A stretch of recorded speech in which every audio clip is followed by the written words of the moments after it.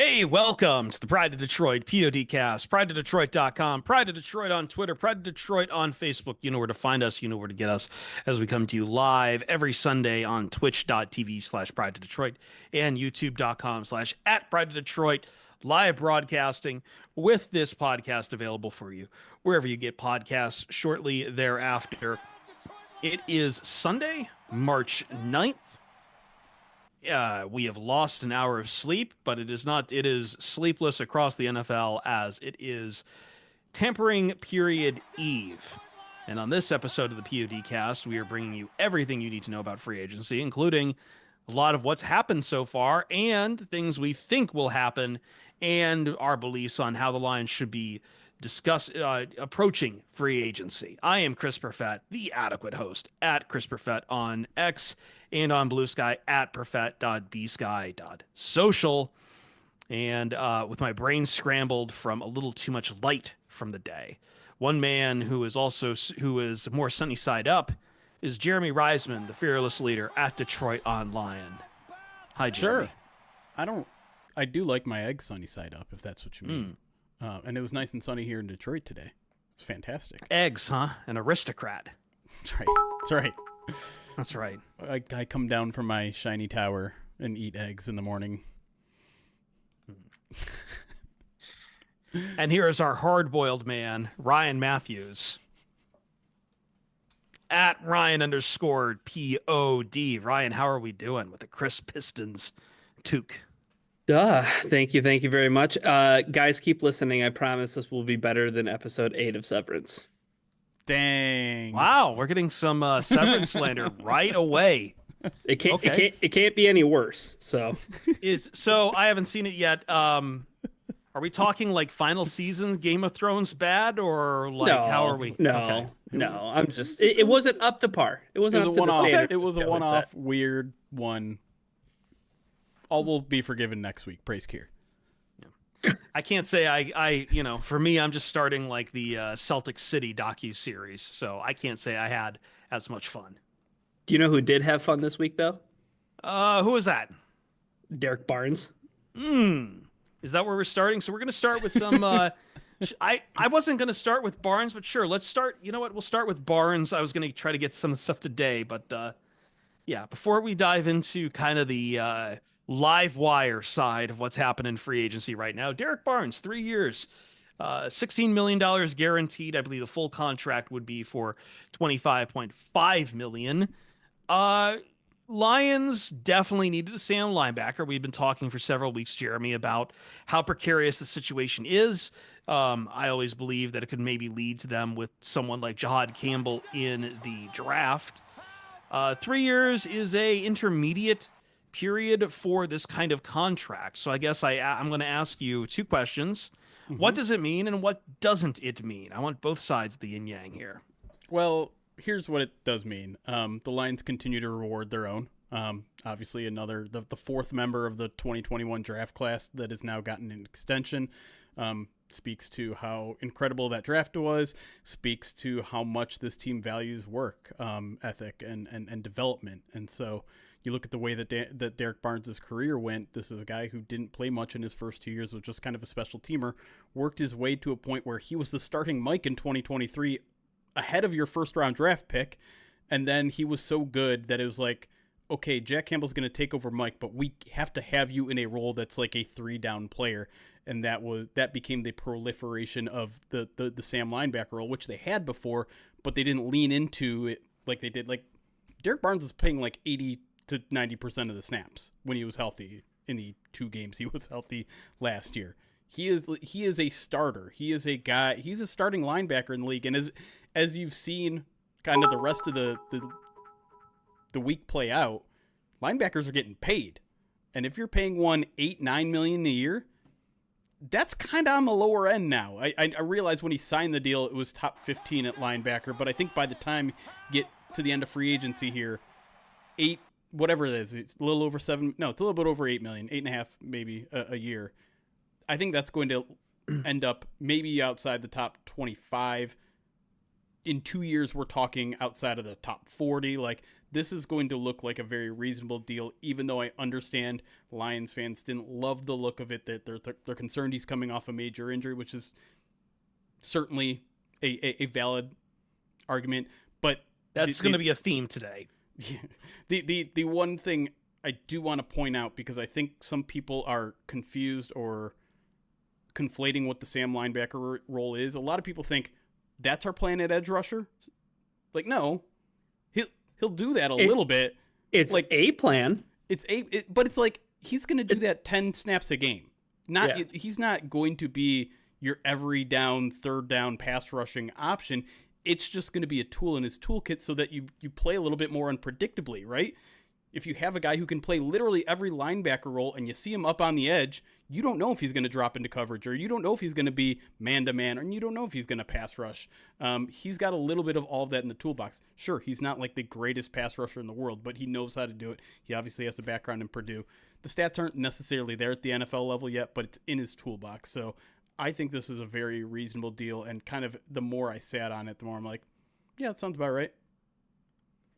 Yeah, and something that we talked about, Jeremy, was the thing that gets overlooked, right, is that any Dan Campbell team is going to want to stop the run, and Derek Barnes has been one of their best run defenders in 2023. Yeah. I know we went back and forth a little bit about it, but kind of the comparison, I guess, to the deal, right, was Brooks that you brought up, right? Yeah. And if you're at a run stop rate of like north of 9% on as many snaps as Derek Barnes played, like you're in kind of that really, really good territory as like run defenders. So he can bring some of the pass rush stuff. Like you said, he's one of their trusted run defenders. I mean, just like you said, those 2 games in 2024, he's snapping like over 80%, 90% of the time. And that was kind of the trend once you got further into that 2023 season. He played 77% of the snaps against the Tampa Bay Buccaneers in that divisional round game. So, like, they were building towards that. Was there anything notable he did in that Bucs game by any chance? I think he picked off Baker Mayfield. Oh yeah, that's right. To move to the conference championship game. I remember that now. Oh yeah, it was consequential. Okay, yeah, for sure. Yep, remember that. But I think that was the question though, Chris, yeah. that we were kind of met with. I know John Ledyard was wondering about this on Twitter, but he's like, Jack Campbell, Alex Anzalone, Derek Barnes. How often are the Lions going to be playing 3 linebackers at a time? I think they'll do it a lot. Yeah, no, I think, and this kind of cements that core right there. I even think I'm not going to say it completely takes them out of it for like something like the draft, but I feel like those are your 3 workhorse linebackers you're looking towards, and that unit's pretty much set. As you say, like I don't think it's not a solution for pass rushing, but I also don't think like that's not where we're going to be talking about addressing any of this right now. The bigger question coming up is going to be what's happening with the other side of that edge. And I think that kind of dovetails us into kind of the big question of the day. So there's really 2 moves here to talk about. One is that the Lions, first off, over the weekend come out and give Marcus Davenport a new deal, a new 1-year deal worth, and on our rundown, it is in quotation marks, up to $4.75 million. And I'm sure that up to is doing a lot of heavy lifting. Someone was asking me, is that just vet minimum? We don't have numbers on that. We probably won't have numbers on that. I doubt it's even vet minimum at this point. Like, but still, I'd probably say safely about, probably looking at like half of that is probably, bonuses or so. It's a 1-year deal. I think it's something they need for depth, and I know there's a lot of concern with injuries that come into it because, Marcus Davenport still hasn't played a full healthy season in the NFL, but it's still Brad Holmes' motive. But then also on Sunday, as we're recording this, Zadarius Smith was released by the Detroit Lions, which gets into some interesting stuff. I know that Z put out, was it Instagram? Yeah, it was Instagram. Thank you, Detroit. So I think there's questions about if they could bring him back. There's questions about what exactly the full plan is at edge, which we'll have to talk to. The reality on Zadarius Smith was that it seemed like there were some pretty significant options and bonuses that were attached to his contract right now. So there's questions about the contract structure that might make this a cap casualty. But I think for the fans right now, the big question is you're looking at those two is like, okay, what's really the plan for the edge opposite Aiden Hutchinson? And going to what we were talking about, Derek Barnes, it's not coming from the linebackers. This is still, I think, base 4-3 we're talking about here. So you're going to have a second defensive end for your edge. But right now on that roster, there's really not too much. And I would just keep saying on that, calm down, relax. You were never going to get Myles Garrett, and he's off the table here. I don't know if that'll be Trey Hendrickson or something, but I think at this point, the outlook, though, Jeremy, is that Davenport is a depth project, and really on a massive amount of need to prove it, and they need another answer outside for opposite DE of Hutchinson. Yeah, let's tackle these kind of individually, because while there is a bigger picture to talk about, I think we need to address why they made both of these moves, right? You talk about Marcus Davenport, you talk about the way this team loved what he was doing in the preseason, even in game 1. I realized he was then injured in game 2 and then played in game 3 and then was injured in game 3. Yes, we all understand Marcus Davenport's injury history. I will point out he did play 10 or more games in the 5 previous seasons prior to these last 2 in which he's had kind of freak injuries. So it's not like this guy doesn't play football. I think on a normal season, you can get at least 10 games from this guy. Whether that means, 10 games interspersed, you'll get 10 and then he's injured. I don't know. I think this is a solid gamble here, and it is a gamble. But like you said, it's what is it? 4.75? Is that what 4.75 up to? Right. Again, up to big quotation. It's probably going to look like 2.5 against the cap this year. That's probably what it's going to amount to. I'm speculating at this point, but generally when something's reported like this, there's a reason why, the NFL reporter is not reporting a contract like every other contract. This is a 2-year, $5 million deal. When it's that, he's getting fed to it from his agent to make it look good, because it's not a lot of money. And certainly it would make sense for the Lions to have a heavy incentive-laden deal. Now, he could be the starter this year. It's not going to be plan A, but he could win the starting job. He had it last year, and they were happy with that. He's big. He's physical. He's violent. He's good against the run game. He's got decent amount of pass rush. The Lions know this guy back from his Saints days, so they know he's a scheme fit. They know he plays the way they want them to play. It's just a matter of whether he can be healthy or not. And if you can get a starting level talent at $2 to $3 million a year for 1 year, it's worth the gamble, in my opinion. Now, the Za'Darius one's a little bit tougher, right? It's 100% a cap casualty. It's not like they weren't happy with what Za'Darius gave them. I think they were pretty happy, but you also have to put last year into a little bit of context here. He was not a 3-down player. He wasn't. He was playing about 50 to 60, sometimes 70% of the snaps. You know who's playing a lot more than Za'Darius Smith was? Josh Paschal was. Josh Paschal was at 80 to 90%. He's a guy that they believe in on that other side too. Now, he's going to kick inside a bunch, but ultimately, yeah, it'd be nice to keep Za'Darius Smith around, but for a guy that's playing 60% of your snaps, that's low 30s, getting towards mid 30s, and you're paying that what is essentially $11 million for a single year of play, that's a bit of an overpay. It is. Now, I kind of thought the Lions might just eat it and say, you know what, it's a position we need. We don't want to fill it. We don't want to risk it on a guy that we don't know anything about in free agency, but he would have gotten overpaid if he had stayed. And we talked about it all offseason. It seemed like a contract that they needed to renegotiate. And as we pointed out several times in the offseason, Za'Darius Smith doesn't play that game. And so if you have a bloated contract and the guy is most likely not willing to negotiate, this is just what happens. Yeah. I think the problem, Ryan, is that I think a lot of fans would say to that is on the Paschal thing. It's sure, but look at production. Za'Darius Smith in his very short time at the Lions had 4 sacks. Paschal last year for a full season had 2. Yeah. Well, I think the thing that's really important is that the offseason's not over yet. And I think that's why I'm not on Twitter anymore, is because I could not have possibly understood the way that Twitter, I assume, was probably melting down between either Red Wings talk or the Lions and not getting Myles Garrett and releasing Zadarius Smith and signing Marcus Davenport. Um, the thing about Davenport that I want to say, because I wrote the free agent profile on him, and I thought that anything north of the veteran minimum, which is a little over $1 million, is kind of like too risky. Like now that up to 4.75 million that we keep on referencing is really important. And I'm with you, Jeremy, in the sense that like this is probably going to be somewhere in like $2.5 million guaranteed, somewhere in that range. He fits everything they want as an edge defender, like you said, Jeremy. And it's Emmanuel Mosley 2.0. People weren't excited when Emmanuel Mosley came back. It's the same exact situation. And the reason why I wanted to start my piece was saying the offseason is not over yet. What did Brad Holmes do to the cornerback position after he brought back Emmanuel Mosley? And people were like, man, we're throwing all our eggs in that basket.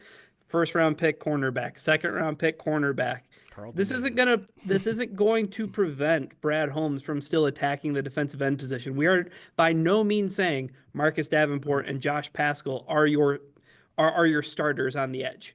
They very well could be, but capable of it. Yes, they're I mean, minus some injury stuff, because I think that is really with Davenport. I mean, only playing 5 games in 2 years. 6 of the last 34 and 69 of 116 total. Sure. Like, I mean, he, like you said, Jeremy, maybe you can count on 10 games from him. At a couple $1 million, I think that's a fine re-signing. I guess the main worry I have in my chest right now, because I still think they're going to make some moves out here, but I do have to worry a little bit in that we're looking at if I'm going by, and I'm not saying they're going to get someone on the caliber of these guys, but I'm saying that the edge market is the defensive end edge market is being set incredibly high right now. Max Crosby got something like what it was. I think it averages out to 35.5 million a year. Yeah. Myles Garrett's averaging like 40 million, and he's now the highest paid NFL player outside of quarterbacks, and probably the highest paid out of this free agency period until like someone kicks Sam Darnold a ton of money. But so like your market's kind of being set there. Trey Hendrickson is out there to be had, but you're going to have to give up massive capital for that at this point. I'm just saying, if anyone's expecting a massive splash move for the other DE position, I'm just trying to let you know the market has been set incredibly high this free agency period. And you've got your own guy to pay. You're not paying. Yeah. You still have to pay Hutch. You're not paying Aiden Hutchinson $40 million a year and then Trey Hendrickson $35 million a year, $30 million a year. I'm sorry, it's not going to happen. I'm trying to let you guys down softly here, but it's not going to happen. Yes, we know the cap is going up, but guess what? That doesn't just mean it's not real. Right. Because then we want to start talking about the 2023 draft class and extending all those guys and Kirby Joseph and all that stuff. Here's what I'll say. For what Zadarius Smith brings you, a veteran who still has some pass rush, not that great against the run, there are plenty of options to replace exactly that. Mm-hmm. Because you're not going to pay a 27-year-old guy in his prime on a 5-year deal, but you could go after Khalil Mack, you could go after DeMarcus Lawrence, you could go after Calais Campbell, Matthew Judon, Joey Bosa, Von Miller, Hassan Reddick. Like, these are all 30-ish plus guys you can sign to a 1 to 2 year deal for like $10 million a year, which is about what you were paying Zadarius Smith anyways. And so what have we seen this team do in 4 years of free agency? They've spent I think in 4 years, they've had 2 contracts of 3 years or more, or just 3 years. No one more than that. Cam Sutton and Dave Montgomery. So they're not going to, that's not their MO. Their MO is short 1 to 2 year deals. And this edge free agency class does have a lot of those veteran 1 year type of deal guys. And so you can replace one with the other. And to me, Zadarius Smith, again, was not a 3-down guy. He was not a run defender. He was a pass rusher. And you need guys like that. Don't get me wrong. but you can get that. You can get that for about the same price, maybe even a little bit less, or maybe you get a little bit more talent, maybe more of a balanced guy out there, because I think there are some balanced guys out there. Would something like a luxury, I guess, on free agency look like someone like, say, I don't know, I'm just throwing out there like Josh Sweat for you, Ryan? Yeah, I think the profile needs to be what Jeremy kind of laid out. Like Yeah. 1 year, maybe 2 years, even if it's a fake second year. I don't know. Like, I'm really into the idea of them doing that. Now, I do think that they definitely need somebody who can rush the passer. Like, you have Davenport, he's a can crusher. You have Pascal. I like him more as a run defender, and like you said, him kicking in. So, pass rush is obviously the number one priority. But I almost would say, and I know it'd be awesome at 28 in the first round, or if the Lions move up a little bit and get a premier pass rusher, that'd be great. But I also wouldn't be totally let down if they got a defensive end who fits the mold of what they want to do as being a good run defender. And if you have some pass rush juice, that's great. As long as they get a pass rusher at some point in this offseason. If it's a free agent guy for a 1 year, 2 thing, great. Like, I think the one thing, and knock on wood, that the Tib Fib is 100% ready to go. We are so far removed from Aiden Hutchinson being a pressure monster that I think we're really forgetting that the Lions already have a Myles Garrett-esque player. They already have a Max Crosby-esque player. They already have a Trey Hendrickson-esque player. They just need to complement it, and they can do that with young players. And just stop freaking out. I know that Derek Barnes being the first re-signing drove you nuts, but just relax. Like, deep breath. The offseason hasn't even started yet. We haven't even got to the tampering period. Started, and people are already upset. But look, I mean, I get it. Why right? isn't Brad Holmes doing something? I get it in that, like, the most. I mean, we all went into the offseason thinking pass rush, edge rushers, like that's the key. And when your first moves are re-signing a guy who played 2 games last year and getting rid of the guy who kind of kept the boat afloat a little bit towards the end of last season, not completely. It's not like, did Zadarius Smith save the defense? Not really. It got worse, but not I'm saying his fault. But either way, like, I understand why optically that looks bad, but you also have to consider now, like, okay, the Lions have $11 million in cap space now over the next 2 years that they didn't have before. Let's see what they do with that first before we, like, start freaking out, right? Maybe it might get you something tasty. Like, I mean, we're talking, again, short-term things, but the market's not set too high. Someone like Josh Sweat at 28 years old. How about somebody like Josh Allen getting a 6-year, $330 million contract with $250 million guaranteed? I'm so glad the Lions signed Jared Goff last year. I'm so glad. Always get it done early before the market gets set. A couple more deals to get to before we take a break here. Anthony Pittman, Ezekiel Turner, both 1-year deals. No real details yet. We probably don't have too much in the tank here. Just as always, I like the Pittman signing, though, quite well, Jeremy. I mean, both those guys are very good special teamers, which you need. Turner theoretically is a good cover linebacker, but he didn't exactly show it last year. But let's also put his performance into context. He was a mid-season ad, kind of thrown into the fire. He made that really good play in the Packers game. He made that really good play. Everyone was all hands on deck to plug the holes on the sinking ship. There were so many part-time linebackers that made a play. Like Trevor Nowatzki had that sack. Who had did he have the interception, or was it? He did. He had an interception. Yeah, he did. Yeah. But the Ezekiel Turner and the Pittman thing, Jeremy, to me is, well, you let go of Jalen Reeves-Maybin. Yeah. Hopefully one of those guys is your special teams, ace, kind of fill in for him. And Turner has like 1,300 special team snaps. He's done it. He's a trusted guy. That's why when I wrote about him, so don't be surprised if he's coming back. This team values special teams linebacker. And you look at the linebacking core for this year, like, you're almost like, we're done here. Like, you have Anzalone, Jack Campbell, Derek Barnes, Malcolm Rodriguez, Trevor Nowatzki is an exclusive rights free agent, so he's probably coming back. Anthony Pittman, Ezekiel Turner, Abraham Beauplan, Deron Gilbert. All those guys are now signed or will be signed once everything is official. Now, I want to bring it back, though, to Jihad Campbell, because I don't think that's out of the question still. Part of, I think, the appeal of re-signing Derek Barnes is that he can play any position. So if you're really excited about Jihad Campbell and you think he can be your future Sam linebacker, that's fine. Go, like, Alex Anzalone, thanks for the 5 years. This is his last year under contract. Let him go. Kick Derek Barnes to Will.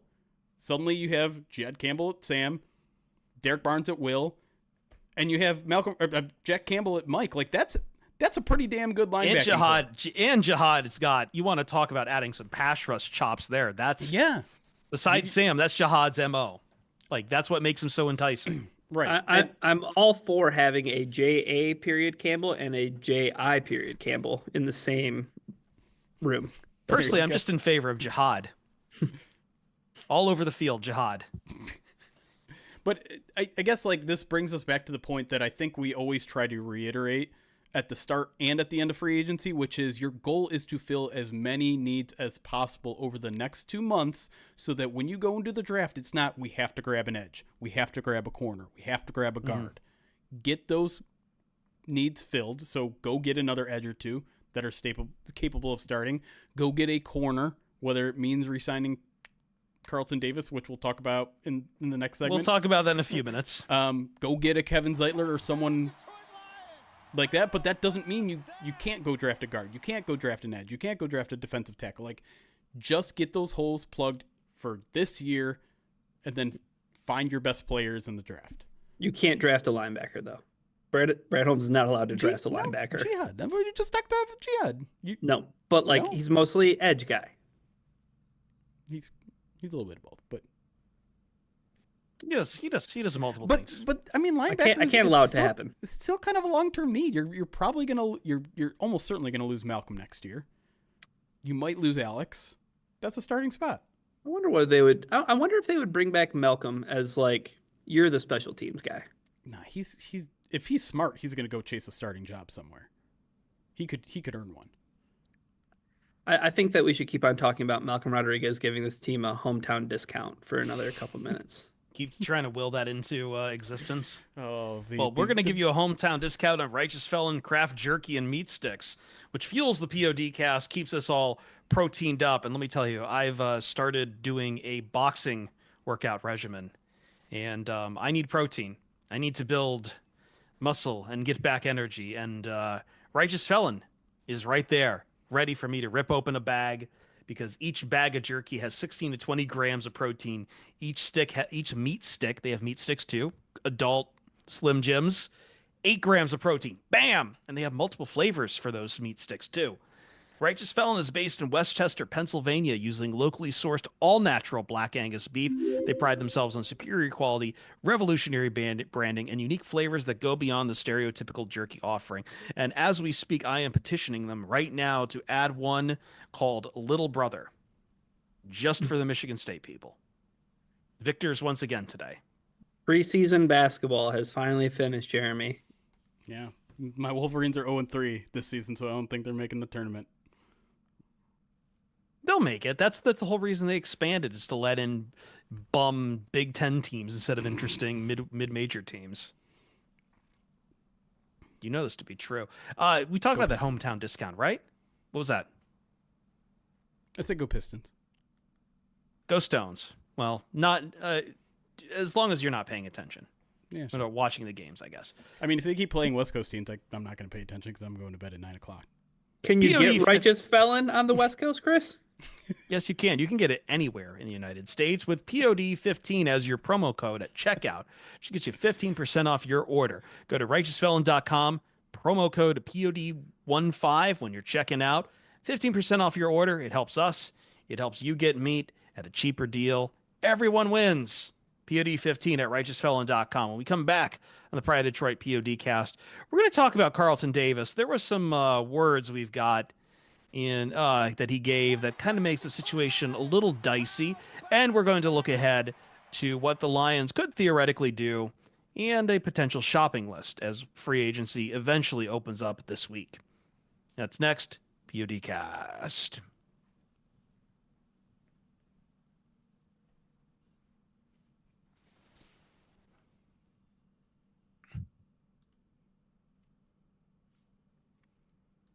Devontae Adams is a Ram. Holy crap.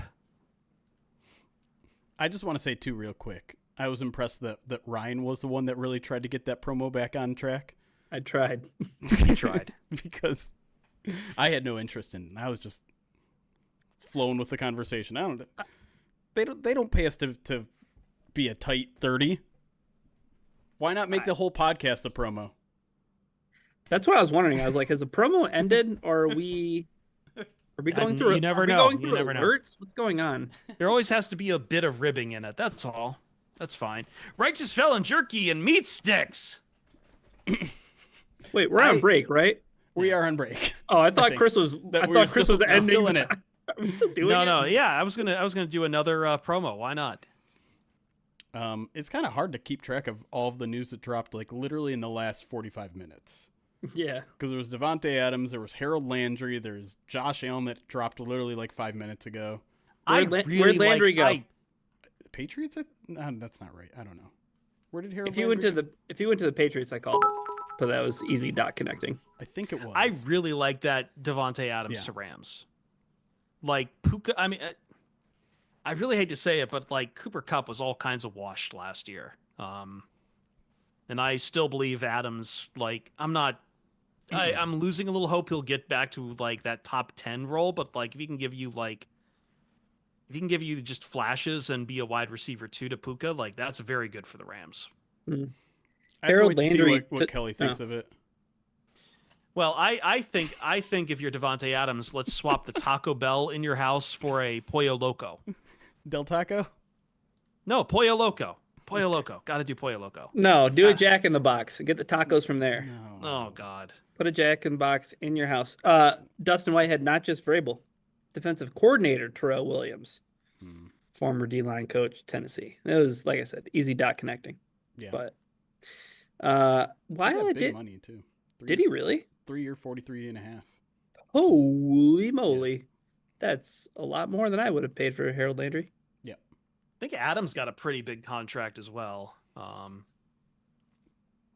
to find it. He got like 2 years, 46 or something like that. Something like that, yeah.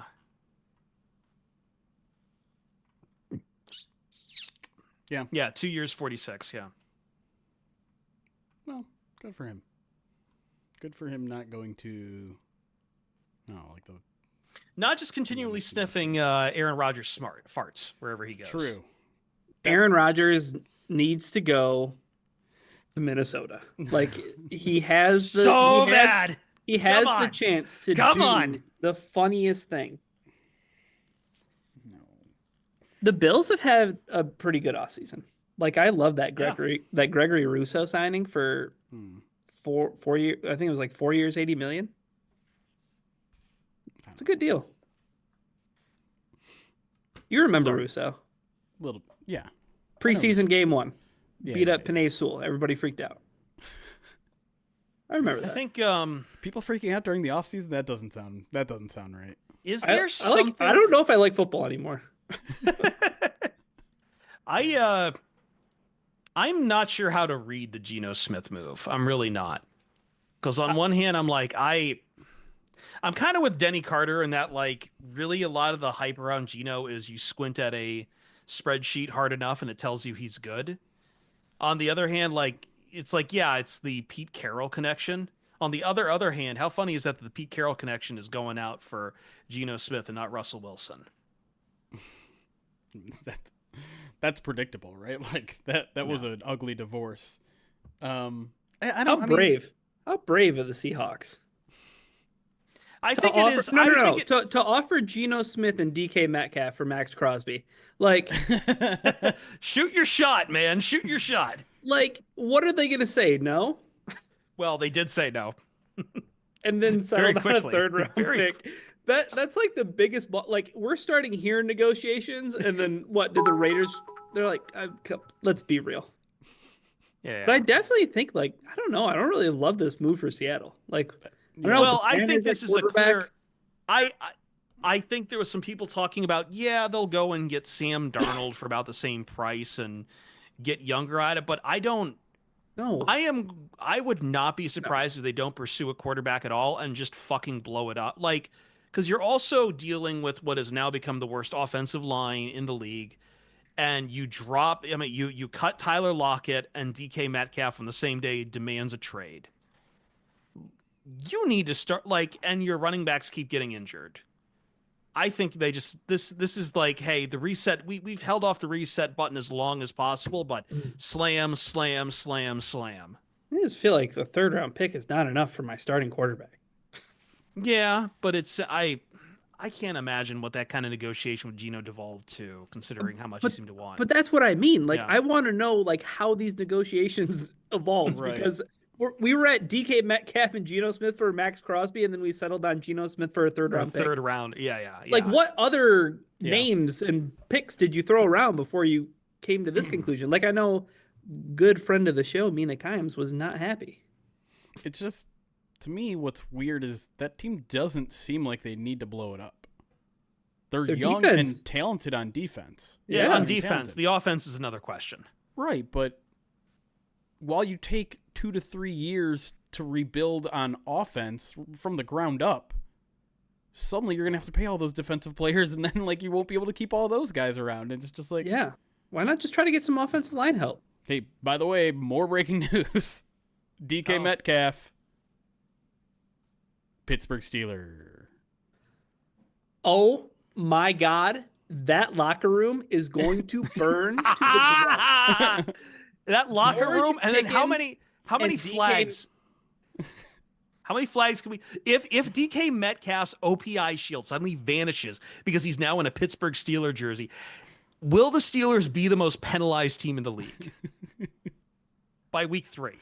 Who's going to be their who's throwing to them? Why are we building Russ. up? No. Can't be Russ. They can't run it back with Russ. It sounds like they're at. I mean, even more funnier. It sounds like they're high up on Justin Fields. That If- to me is more likely. But If I oh, was God. Seattle, I'd go after Justin Fields. Is that Hmm. and then what? Aaron Rodgers to Seattle, or to Pittsburgh? No, Minnesota. Minnesota. He's not Who's- going to. He's not. It's just Oh, the I refuse to. Giants. He's Second staying in round New pick. York. Yeah, he's staying in New For York. DK. I'd say.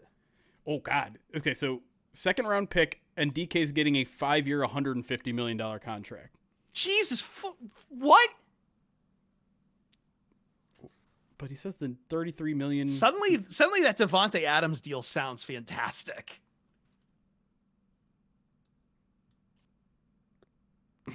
I got to tell you what. I don't think DK Metcalf is worth that when I don't know who my quarterback is. Right? That's what I'm Yeah. saying.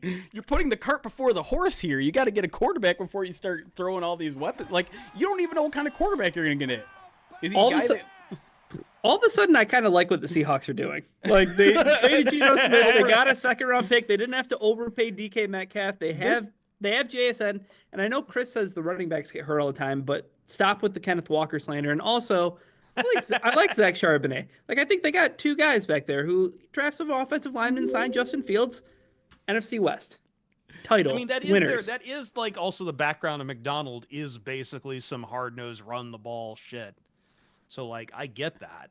But yeah, like Dustin White had the Steelers have to pay TJ. Let's talk Lions. TJ TJ Watt. Watt. Throw him Lions. on the block. TJ Watt. TJ Watt. Stop it. Oh, From like, this feels from Pittsburgh's point of view being like, fine, you What if mother they pay effers Sam are tired of us sitting on our hands and being 10-7 every year and getting bounced in the 1st round. Fine, this is what happens when we go all if in. Just they- you wait. what if they pair this with getting Sam Darnold? It's possible. I don't. who? The I don't- Steelers? The Steelers, yeah. Oh my gosh! Like, That's their top option right now.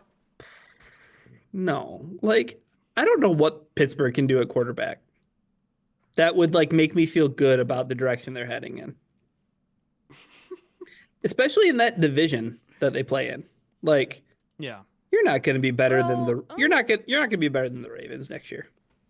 That's not going to happen. Not better than the Ravens, but I think, I've got questions about the Bengals. Sure. Everybody has questions about the Bengals. Like, And are they they're going to pay absolutely- any of their players? Yeah, and I think absolutely they're better. Like the Steelers right now, it doesn't matter what they are at this point; they're still better than the Browns. I'm going to be interested to see what they get in return for Trey Hendrickson, because I don't know if it'll be like, I don't know if it's like a first round pick. Third. That's what I'm thinking. Like, it's going to be like a day 2 pick. Yeah, You're not gonna get first round. Especially if you got to pay that guy a new contract. And granted, he's 30, whatever. It'll be a 2 or 3 year deal, not a 4 or 5 year deal. But Yeah. Oh my I gosh. am curious. I am curious as I look at the draft. Like, we could suddenly see a pretty big quarterback slide. What do you mean? Like for the draft? Yeah, because I'm just saying, like, okay, like, I think the Browns are crazy enough that they believe they can try once again with Deshaun Watson. he's gotta don't- be healthy. But he's not going to play. He tore his Achilles. He tore his Achilles in December. and then he re-injured it, didn't he? Something like that. I'm just looking at the top of his draft. I don't think we'll see. But like, okay, so 1-2 is Titans Browns. Titans, I think they're gonna go for Carter at this point. Deshaun Watson tore his Achilles again January 10th. Oh God, that's right. Yeah. So That man is never playing football ever again. I'll tell you that much. it's okay. So let's just say one quarterback to the Browns there, I guess. But then like if we get Rodgers on the Giants, that takes them off the board. What are you saying, Jeremy, about Indy? Like, you got the sense that like Browns people were going to take a quarterback or not going to take a quarterback? Not going to take a quarterback. Mm-mm. Yeah. And then the Wait, Giants. no, I'm picked sorry. there? No, opposite. Sorry. But they are. So they will take a quarterback. Yeah. Okay, so they take quarterback. Opposite. But Let's I feel say like Giants- you signed Myles Garrett to what you did today. Like, you have to get a quarterback. Otherwise, like, do you really want to run the risk of like further pissing him off? I don't know. I felt like $40 million for him is No like trade clause I'm in not his going to get contract. traded. I felt like that contract signaled to me like I'm not going to be like these guys are going to make my life miserable. I'm not going to get traded to a winner. Fuck it, bag mode. Did you see I got on Twitter before I got on here and I saw there was a tweet about like the Cleveland Browns are made up like my Pokedex. I have like 100 level Gyarados and then like a bunch of other like Rattatas. Yeah, it's like when my first playthrough ever of Pokemon Red, where it's like the Charizard's really good. Everything else, oh boy. Yeah, you have like 3 Pidgeotos. Okay, 2 questions before I want to get to alerts here. One, right. How many major news NFL stories are going to break while we're live? And follow up, will any of them be Lions news? No to the second one. The first one's going to depend on how long this break is. It's a good point. I would say that the answer to number 2 is I hope it's not Aiden Hutchinson. You don't want him to re-sign him this year? No. Do Maybe. you want it to get done before? Maybe in October. Okay. Announce it in October. Do the whole Ali You're McNeil, David concerned about Montgomery the thing. injury. I'm not This is concerned a about bit- the injury like at all. This is Because Maybe his dad's a No, because he's orthopedic like surgeon. already ready. And it's not a ligament thing, right? It's a broken bone which he is already recovered from in his career. You know, it was 2 broken bones, though. Yeah. Yeah. What insight would you have on that? I hate this game. This is actually a good point. Like I had forgotten the Steelers swung very hard on Brandon Ayuk. Like they've been kind of left at the altar for like another receiver like this. Pretty Ricky. Pretty Ricky had him going to Pittsburgh. Hey, what's speaking of the 49ers, what's happening with Mr. Irrelevant? What are you talking about? Are they going to pay him? Brock Purdy? Yeah. I think they will. Where is Aaron Rodgers going to go? I just want to know where Aaron Rodgers is going to want play to know where he football. goes. Like, I'm still very much of the belief that he'll end up a Tennessee Titan. I Really? think this is very. Why not? I think it's either going to be Steelers or Seahawks.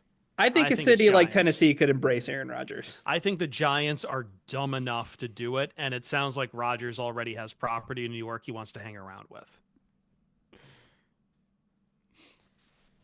I think the big question for Aaron Rodgers is, could he actually be the one dumping Pat McAfee, considering all these, like, I don't know. Like, do you see Pat McAfee's now bitching at the NFL because, like, he won't and, like, isn't going to have his draft show in Green Bay now? What a weekend for sports media, you know? Yeah, first we have the father keep my son's name out of your mouth bullshit with LeBron and Stephen A. And Pat McAfee's bitching about how he got treated in Indianapolis. That's like home field advantage, and you're just like, oh, they're disrespecting us. Like, boo hoo, you got paid $1 bajillion Boo-hoo, for them to cancel Around the Horn. Now it makes me hate him even more when you frame it in that the way. context like that. Yeah. Jesus, yeah. Yeah, I mean, everyone's yelling that ESPN's gone woke. No, they've just gone annoying loud people. That's what they've gone. 100%. And that's why I don't watch anymore. Yeah, that's what gets the ratings for them, though. Like, even the people that you would consider being woke are like the best assets they have. Like Mina Kimes. You know what I mean? Like the person who probably gets accused of it more than anybody. And it's like, that's the best analysis you have on your network. We don't have Jay Mariotti anymore. Uh-oh. We all miss Jay Mariotti. I was going to say Mariotti's the only one who's bitching about the woke right now about, like, God, was that Mariotti? No, that's everyone's go-to. Like, if you look at any comment about ESPN the word doesn't mean anything. The next 15 tweets are, that's what you get for going woke, ESPN. I know, but that's expected at this point. That's what all the AI hep bots are like, just screaming out.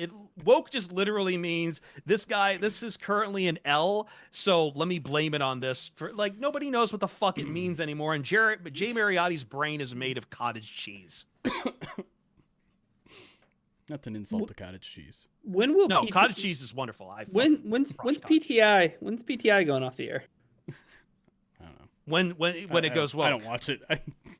Honestly, I think Around the Horn is a little bit part of the problem, anyways.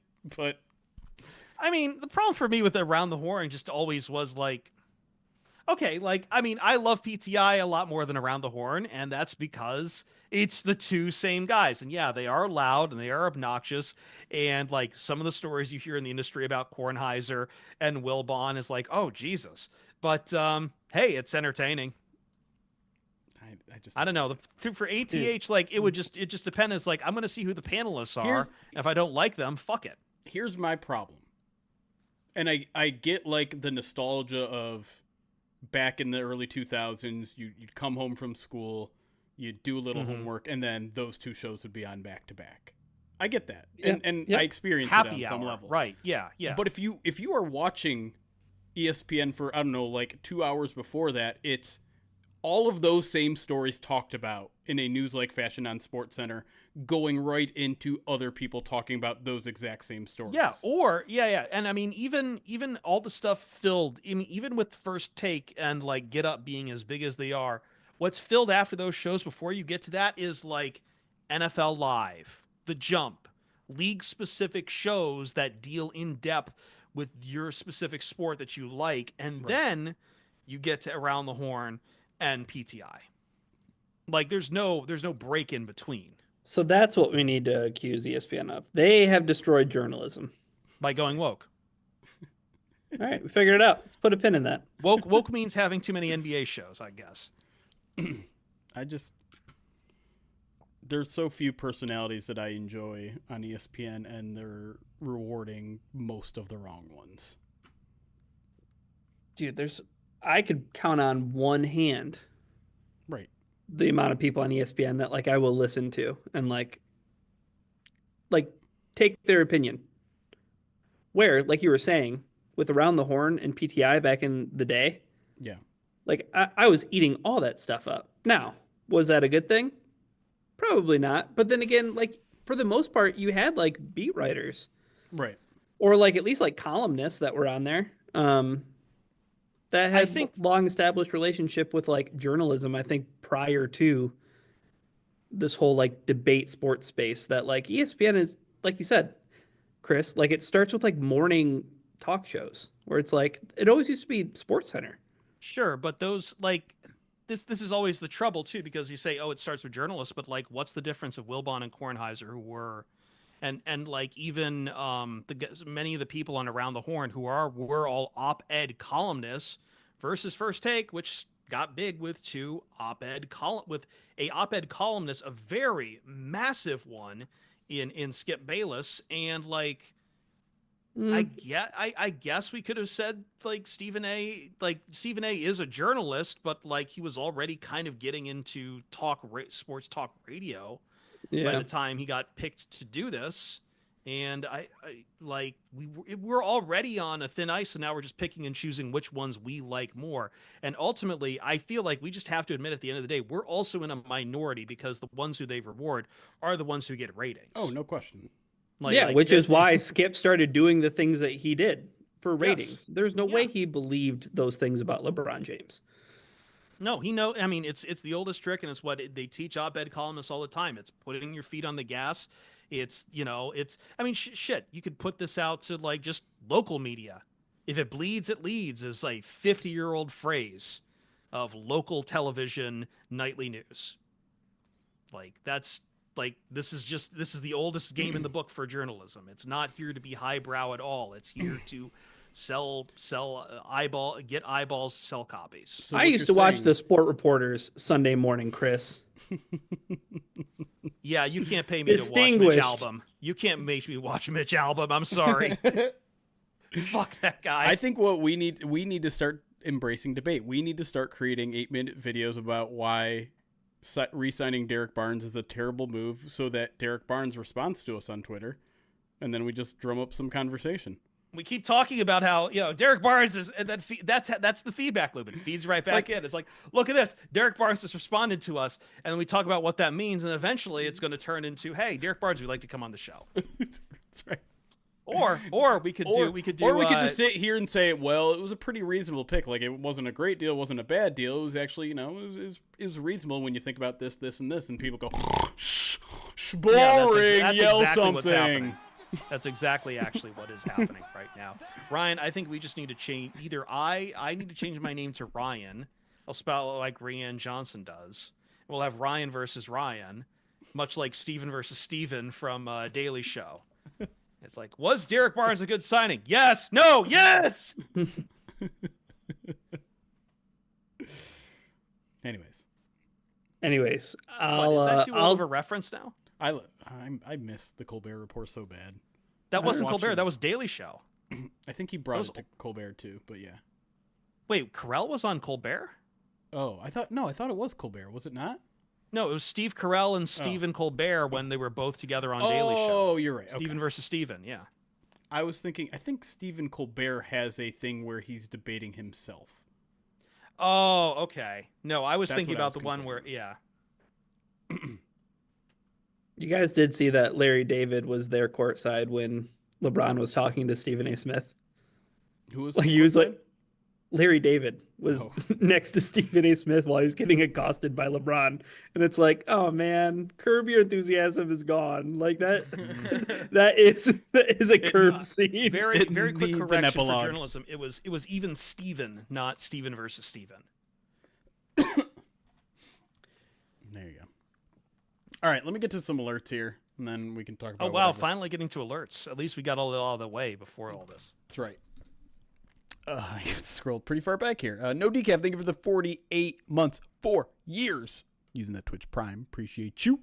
See, I think that's how we know how long. We keep asking ourselves all the time, how long have we been on Twitch? And I've subbed like literally every time since we've been on Twitch. So I think we have some 50-some resubs. 50-some. I must have lost my streak along the way somewhere. No, it's not streak. This is just total. 48 total. You just weren't on board early on. Maybe you didn't have. No, I was. I do not know what happened there. We did stop streaming for a while last year. When? It was around this time. It really was. 20 months subscribed to the channel. Thank you, Sitherly. MJ Kimball, 52 months subscribed to the channel. Krolik, 46 months, says, happy NFL free agency eve. Let's go Lions. Big DMG, Loins. 16 months. Mr. Broker, 35 months. Lenoble, 20 months, says Edge trade / free agent signing incoming with the release of Zadarius Smith. Nothing, I wouldn't think anything big, but like if you can find an edge TJ Watt, rusher, maybe. TJ Watt, maybe. Stop it. I'm going to keep pushing this Josh Sweat idea. Sure. I have no hate other. it. Nick the Greek 100-bit says Carlton Davis hates Jets pizza. We'll get to him. Moldy Cornbread, 30 months subscribed on Twitch. RGA 100-bit says Derek Barnes. Indeed. Big Z Dub, 20 months subscribed. Throws an FTB in the chat. FTB indeed. Sports Turf Pro, 23 months, has been waiting a long time for right now. Love POD. Hey, appreciate you, buddy. Love you. K Fletch, 18 months, says, yay, finally my second Twitch baby. Can't wait for the WTF signing coming up. Love the coverage you guys bring. Appreciate you, K Fletch. Spielman, 54 Hall of Fame, 29 months subscribed to the channel, says, ready for redemption. Let's go. Oh, is that Lion. Chris Spielman? That's the one. He's ready, for redemption? He's re-signing? He's they don't have enough linebackers. Lions are adding another linebacker to the room. Love Lion 69, 18 months subscribed to the channel, says ready for Brad to fill some needy holes. I don't like the way you put that. Matt Sick, 29 months subscribed to the channel. Skeeter McGeeter, thank you for the follow. Akumizer, 20 months subscribed, says hola from Panama. Hola. Duck Lion, 25 months subscribed to the channel. Asia, 5 months subscribed, 5 in a row too. Flair, 51 months subscribed. FaZe Pro, thank you for the follow. Schlesinger Smash, 32 months, says, where'd my team go? I guess they don't appreciate you like I do. They don't love you like I love you, chat. Schlesinger Smash, 32 months, says, in non-Lions news, Mother Nature dropped 20 inches of snow onto the UP and then gave us 50-degree weather Sunday, which led to an outstanding day skiing. Safe to say I'm smashed. Love you guys. Glad I can catch you live. That's awesome. I never really thought about that. If you get a crap ton of snow and then it's like in the 40s and 50s, you can still snow on that, but it's just like great warm weather. Ski on you it? Like Snowboard? Yeah. What did I say? Sled? Snow on You that. said snow on I can snow on it. You can snow on it. You can snow on it. Yeah. RGA, thank you for the 100 bits, says, do you guys ever remember this much action right before free agency? Kind of shows that this free agency is not good. Yeah, that has kind of been one of the narratives that's been out there, is like all these teams tampering are period trading. tampering period, but like, all right, now you guys can kind of do this. It's like, fuck that. We're going to start it even earlier. Yeah. It does, like, I couldn't tell you. People have pointed out, how why many are you trades there allowed are. to sign Devontae Adams right now? Well, because he got released. Why are you talking Devontae Adams? Because he got released. Yeah, Yes, these players got released, yeah. But Yeah. I think when people say that there isn't too much to get excited about in free agency, it's like for teams that are looking for a 27-year-old top of their Right. position player. Like Right. like there aren't really any of those like blue chip guys that are in free agency, which I'm trying to really think about like all the times that there are.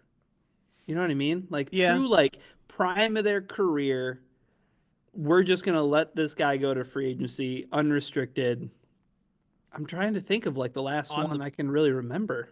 On the flip side of that, there is the old joke in sports talk radio about the team that wins free agency and how well, oh, you're doing really well in March, but then not so well in October. It's kind of this perception. It's like, cool, you're getting a lot of headlines with your free agency, but that doesn't always translate to success. I think there were, like Saquon, but like I think that there were like questions with Saquon, like not like there were injuries and things here along the way. Like I'm trying to think of like a guy who left, but was like uber super productive with his team, like best year of his career, like stud at his like top 3 player at his position or something like that. Like, but the Lions like don't really like need one of those guys. No.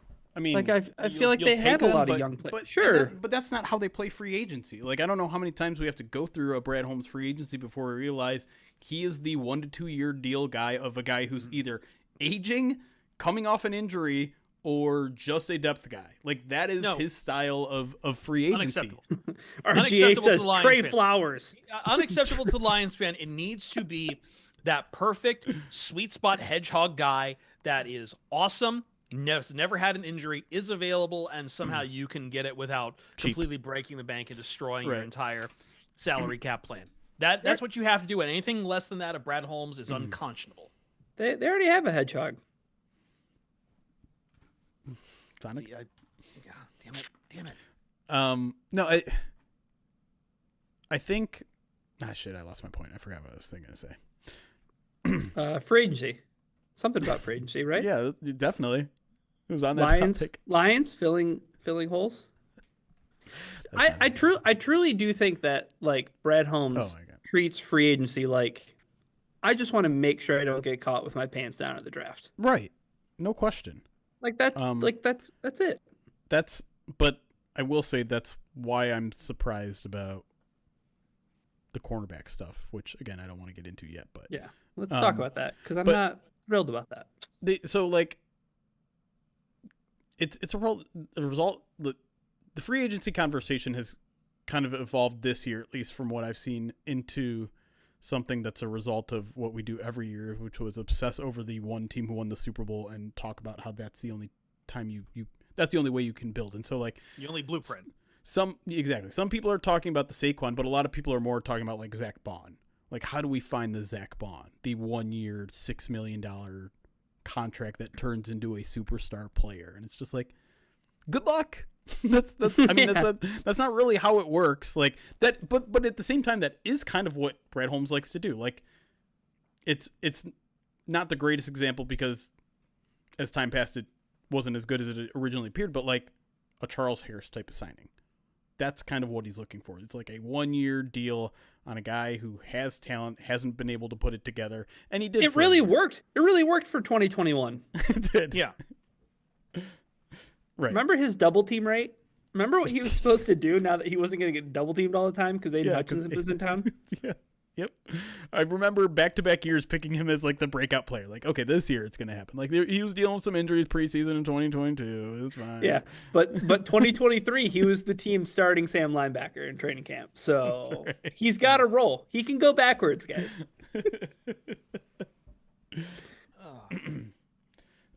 So, I mean, it's why they sign Marcus Davenport. It's why they'll probably sign a veteran pass rusher or a veteran corner. Like they're looking for those 1 to 2 year hole plugs before, and like it's almost more important to do that now.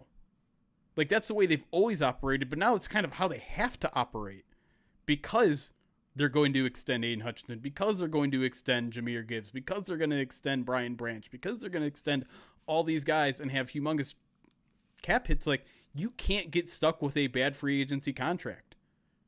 You can't. Like it will bury you. Was there a quarterback that signed before Goff last offseason?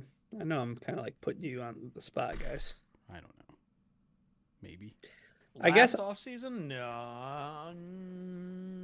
Come on, chat, help me out. I'm trying to make a point. I don't know about Kirby. Cousins? Kirby too. I don't know if Cousins really counts. I'm talking about a guy that like somebody was looking to like extend, like on a mega deal. I don't think he counts. I know what you're saying, but I don't know. Yeah. Like, Cousins was at the White House talking about DEI hires, right? Excuse me. How with this? Another word that has lost any semblance of meaning. Are we just doing Tua. Wait, podcast? was Tua before or after? I thought Burrow might have been before. Joe Burrow. No, so when was Jared Goff? Joe Burrow was the year before. When was Jared Goff? That was in June, before the draft. No, Goff was in April. Yeah, yeah. Tua was in like July. Okay, yeah. Here's my point. I'm wondering why Hutchinson wasn't extended before you have Max Crosby, and you have Myles Garrett sign deals. Like, if you are 100% in on, I'm not saying that they aren't, but I'm saying, like, if you weren't going to wait until training camp, or you weren't going to wait until preseason, or maybe whatever, I'm wondering why it wasn't already done. If you want my take on it, I do. I think this whole like Brad Holmes really wants to get ahead of the market. I kind of think that's a bullshit narrative. Like, I think he just gets it done when he wants to get it done. And it just, like, I'm sure he wants to get it done before it becomes an issue, before, like, he doesn't want to wait until the season or, you know, until days before the guy hits free agency. But I think he's just like, let's just get the deal done when it gets done. Let me ask, since this might be a potentially dumb question, which I'm very good at asking, could this potentially, the delay be tied at all to that Hutchinson got hurt last year? Maybe, but I just... Kind of like what I'm suggesting. I don't think there's an ounce of doubt from the Lions. The other thing I would... like, part of the reason why I have the take that I have is, like, okay, now that Myles Garrett has his $40 million a year, now the Lions have to pay 41.5 or 40.5 million. Is that a big difference? Like, are we pretending like that's actually something that matters that much? $500,000 or $1 more million a year for 4 years, for 5 years? Like, are we pretending that he would have gotten just over Max Crosby at 36.5 instead of 41? Like, if they have to wait a year to pay him, that to me, like, the jump from year to year is pretty significant. But the order in which extensions happen within an offseason, to me, the order of that is mostly inconsequential, in my opinion. I think people overreact to that. I mean, I'll definitely agree to the point that maybe there's a little bit of randomness to it, in the sense that you're at different points in negotiations with different agents. Yeah. You know what I mean? Yes, like, sure. you can't totally control, like, when a player is going to sign, because it takes two parties to make a deal, right? So, like, that's, sure. I think and that's yeah. When Brad Holmes was talking about Aiden Hutchinson, he brought that up. Like, it takes two sides, by the way. Ooh, Aiden, no hometown discount? I mean, if you're Aiden Hutchinson and you got the 5th-year option waiting for you there, which buys you time, why wouldn't you wait for Micah Parsons to get his deal, or wait as long as you can? He doesn't have to get a deal this year. He can bet on himself. And if we know, I mean, this is a guy that thought he could play in the Super Bowl. I'm glad you worded it that way. Thank you. You're welcome. I am not through alerts, so What? Let me get back to that. I knew it. You guys gotta stop interrupting me, all right? I'll stop. I'll blame us. Yeah. You start with the Lions talk on the Lions podcast, and okay, I'll stop talking Lions on the Lions podcast. That's what I'm saying. Please. Yeah. Okay. Sorry. Have some decorum. Yeah, let's talk severance instead. I wish I could be severed on social media. Like, have an innie and outie for social media. That's a freaking brilliant idea, because I have to be on social media for work, but I really don't want to be on it. Fundamentally, I don't agree with severance at all whatsoever, but when I think about it with social media, yeah. So basically what you're saying is, they had some good ideas. This is the application of the torture of the torture sphere. This is where we use it. You know, This is how people talk themselves into AI. Very funny enough that the POD Slack was having this talk about AI today. Kier, yeah, it's good ideas. I don't know. It wasn't all bad. Where's my ether? 100 bits from Nick the Greek says Harrison Bucker is seething about the Super Bowl halftime show. Sure. Arnick, 47 months. Says 47 months. How many babies do I have now? Also, I love Ryan's point about having Myles Garrett already at home. Hutch, Davenport, rookie 28th overall pick. Pascal, better room than last year already. Yeah. I don't know if they're going to force himself into picking a guy 28th if he's not there, but sure. Right. KJ, I'm sorry. Just that comment. In any that's only Right. on Twitter. Like Yeah, that's that's oh got to my be the gosh. most tortured soul in the world. The only world you know is Twitter. I'm just like you wake up from that and just like why are my eyes like this? Why am I bleeding from every orifice? Ugh. The Mob Father, thank you for the follow. Lumen80, thank you for the follow. Oh crap. Oops. Luxtable's 26 months, subscribe to the channel, says hope everyone had a good fatter day yesterday. Sure did. Nicholas, 11 months, says Kevin Zeitler re-signing tonight, please. Jonathan Allen or Khalil Mack with Levi coming back would be great. And LJB Ruff, 58 months, subscribe to the channel. That's what I'm talking. 58. Like, I think LJ is about as far subbed as any one of us. Yeah. All That's right, true. I very much need a glass of water right now, so I'm Leaving handing us in things charge? I'm leaving the kids in charge. Here's $20 for pizza. Oh, don't say that. 'Cause I want $30 for Jets. pizza. Marco's tonight, baby. Ever since Nick the Greek said Jets. Oh man. I had buddies yesterday. Someone brought Marco's into the studio on Friday, and that was I don't think I've ever had Marco's pizza. so good. I had a problem. So I think I had told you guys like my story about introducing my coworkers to Paczkis for Fat Tuesday. Mm-hmm. So now, granted, this is Los Angeles, and everyone around here is the kind of people who likes to take a knife and cut like bagels or donuts in two pieces. So I'm like, you know what? This place has mini Paczkis, and I can get a box of 15. That seems like enough. Usually, a studio crew is going to be the tech producer, the update anchor. There's going to be 5 people, and there's like 3 shows going to happen that night. Maybe someone won't want it. Some will go to the edit bay people. So I'm like, here's 15. I'm not going to splurge for the 30. I'll do 15. And I'm sure not all of you are going to eat it. Take it into the first show, and that's exactly what happens. You know, first off, there's not even hosts for that one because the host is remote. So it's like the control room, couple edit guys, the update anchor passes. Okay, cool. So I leave them there and I leave. I come back the next day hoping more people had got it for the overnight. It's like, no, they're all gone. And I found out one of the shows, between 2 hosts, they ate 5 of them. Do they know that those are like 300 plus calories a piece? Well, I think they'll figure out very soon. Oh man, they had awful rot gut. I feel bad for them. Because they were like, oh, because I got 3 different flavors. Like, oh, I wanted to try all 3. And I'm like, that's not what. Well, I don't know. Maybe they were really filling up. Is this These Punchki were talk fresh by any out of the chance? bakery. They were very good. What's up?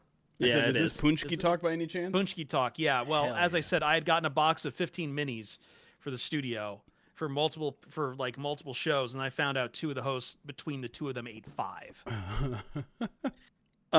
Nick the Greek, are you like Red Devil Pizza? That's local. Is there another Red Devil Pizza that I don't know about? Or like, are you talking about the Red Devil in Holly, Michigan? And now they have a location in Fenton. Just let me know. Nick the Greek with 100 bits says, shame on Jeremy for slaughtering our sacred cow of Brett Holmes getting deals done early. I mean, like, if you want to celebrate it, but I mean, I honestly think the difference isn't that much.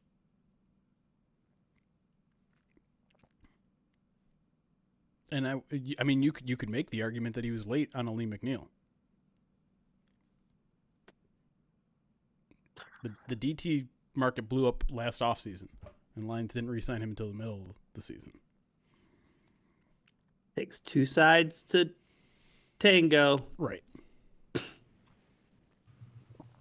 you guys want to do? Yeah, I did just say Fenton.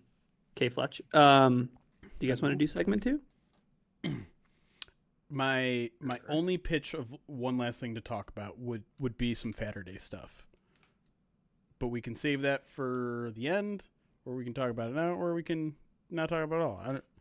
It feels like we should at least talk about it a little bit. I had a bit of a delayed Saturday, in that I was like, working a ton, but my delayed Saturday did involve. Did you ever go to Doghouse at all while you were in LA, Jeremy? No, I don't know what that is. It's like a hot dog and sausage place. We got it in for lunch today, and I got something properly called the Fawns, which was a big sausage on grilled up on 3 King's Hawaiian rolls, topped with pastrami and mozzarella cheese. I'm so hungry. I'm so I'm sorry. hungry. You could have said we didn't have to talk about this. We could have saved it. It's fine. It's fine. It's just. You know what I would do to change that sandwich, Chris? What's that? Get rid of the hot dog. And just pastrami and matzah on Wait, King's Hawaiian? Did I miss there's a hot dog in what you just described? No, not a hot dog. Okay. Italian sausage. It was Italian sausage. Oh, okay. That's better. Which is better. It's better. Yeah. 100%. God, I'm so hungry. Well, here's the thing is like, in true LA fashion, when my friend went around collecting on Venmo for how much all of us cost on the order, it was like, between that and the tip, it was $16. And I'm like, you know what? This is why I don't go out in LA. B, I'm already reverse engineering this in my head to make it at home for like a third of that cost. Yeah. Actually, even less. Oh man, I just finally have my appetite for the first time in like 48 hours. I'm so All hungry. right, we'll move on. No. What'd you did See, you here's the thing, did that you meet was up with Morgan? I You did. go to With Morgan and Sweta, we kind of did a little Andy Isaac tribute because Al Jooms was one of his favorite places. I think he even did like a Woodward Sports like video on them. They do like burgers and barbecue, like halal barbecue type stuff. And I mean, I hadn't eaten like that in a while. One of my friends has never stopped talking about after he mentioned Pequeño Cantina and those mango lime wings that are there. I don't know what that is. It's one of the places on his like fat guy eating list. It's a Mexican place on where is this on? It's on Livernois. Livernois? Livernois. Excuse me. Not local. Cali boy. Duquindre. I can say Grosse Point. That's enough. But yeah, I got something called the Detroiter, which was just, it was hearty, it was sweet, it looked like lathered. It looked like it was heavy. It was, and then I also had a Reese's shake with it. What are you, 12? I was just like, I gotta live like so they have like a strawberry cheesecake shake where they literally put a piece of strawberry shortcake on the top. Dude. And I was like, I can't do that. But honestly, like, I felt it the rest of the day. It was at 1 o'clock, and I was just like, you made that decision at 1 o'clock. You made that decision for your day at 1 o'clock. Here I am. I'm a relatively small man. Like, I can't handle that much food No, and that many calories. We know. Here I am trying to lose weight. I am doing so well. I am committing to the workout plan I have every day. And then it's like I just hit 8 days in a row, which I am extremely proud of this thing. And then I get like, hey, the governor of Michigan has announced Fatter Day. I'm like, yeah, I mean, you can have one cheat day. It's fine. I am not at the point in the regimen to have a cheat day yet. What do you mean? You're going to fall off the wagon with one cheat day? Yeah. At this point, yeah. I've had a bad week, a bad eating week. Next week I have too. That's the problem. Here's the other problem too: is no matter what I do, just because I'm getting up so early every day too, I'm like, I really want a breakfast sandwich. And there's no way in hell, because if I don't get that breakfast sandwich at 5 a.m., I'm not eating for a really long fucking time. You really should consider meal prepping, like 15 of them, throwing them in the freezer, and then just nuking them or throwing them in the oven for 5 minutes. Yeah, I mean, I should, but I don't have the kind of. I'm not that disciplined enough to do the meal prep. And also at the same time, getting eggs around here is now like a massive luxury. That's fair. Thankfully, like, I have that craving too, but thankfully for me, I'm petty enough that I'm still pissed that McDonald's isn't offering $1 breakfast sandwiches anymore, that I'm like, I'm not going to get them. Well, I found out even near me, the Wendy's, and I should really do them more, has like Yeah, I think it's like 2 for $3, but I end up getting like a coffee instead or something. But it's just like a plain egg and cheese on a biscuit, and that's enough. I need another protein in there. Yeah, meat. I usually do. The problem is there's no in between at the Wendy's breakfast. It's either that or, hey, would you like a breakfast baconator? And fuck you. There's no in between. It's either that or, hey, would you like an 800-calorie breakfast burrito? Yeah. But damn, those breakfast burritos are good. If you can do it, just intermittent fasting. I know. I tried it. Not my jam. What? It's easy. It's easy when you have to go to an office every day. Yeah, the potato wedges might be good, Yonkers, but like, I always get their oatmeal bar because those things are nice and tasty. I didn't even know they had that. Yeah. It's got dried cranberries in it. It's the one thing that I'm like considering giving up intermittent fasting is to do like overnight oats. But again, that requires like meal prepping and planning when you're like making meals for my problem with meal prepping is I've tried doing it, but like then there will always be that point where it's like I'm so fucking tired of eating this thing for the 5th day. That's fair, very fair. Yeah, dude, I bought I bought fish sandwiches and I bought hamburger buns, and I never buy those two things. So I'm like, I'm using all these hamburger buns. So like, I think I had like 4 fish sandwiches in like a 4-day span. I think I was like, these are not going bad. One of my coworkers is going to Pittsburgh. And I think you and I, Jeremy, talked about this. And speaking about fat guy stuff, Primanti Brothers. And if you don't know Primanti Brothers, that is, if you see any shot of people eating in Pittsburgh and their sandwiches have fries lodged inside them, that's Primanti Brothers. But they have like a huge fish sandwich there. And it is Lent. It just started, which meant 2 days this week. I'm like, I have to avoid the trap of going to McDonald's and getting filet of fish. I don't care how cheap they are. I have to avoid that trap. It's a trap. It is, but it's a delicious trap. Yeah. I've never like, and I understand that's like for religious reasons, for other, sometimes it's just like to test your own self-will. I don't do that. Like I try to preach moderation to myself all year round so that I don't have to like pull something away from myself. Like the whole like dry January stuff. It's really only like last week's hard just because it's 2 days a week where I'm like, oh, I got a meal prep around like no meat. Yeah. But then like, every other week during Lent's just going to be Fridays, and that's easy enough. It's that Ash Wednesday plus Friday bump where it's like, okay, I better have a lot of tuna stocked up here. And some leftover cheese pizza.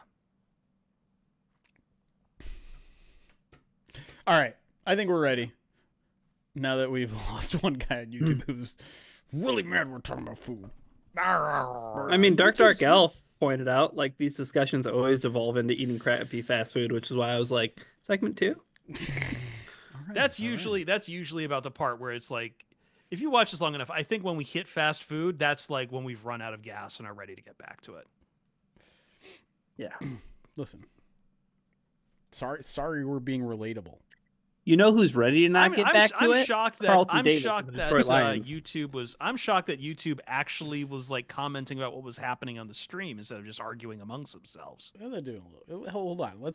I was just pointing out one YouTuber. The rest of YouTube is doing just fine.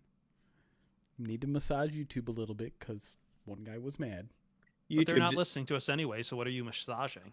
YouTube, TJ Watt might be the next lion to... Stop it. Stop it right now. All right.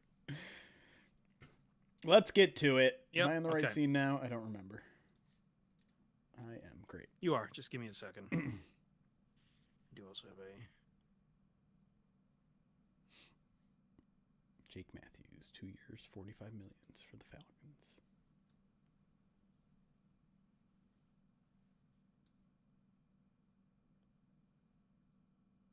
Mike Garofalo's joke in his report. Ridiculous.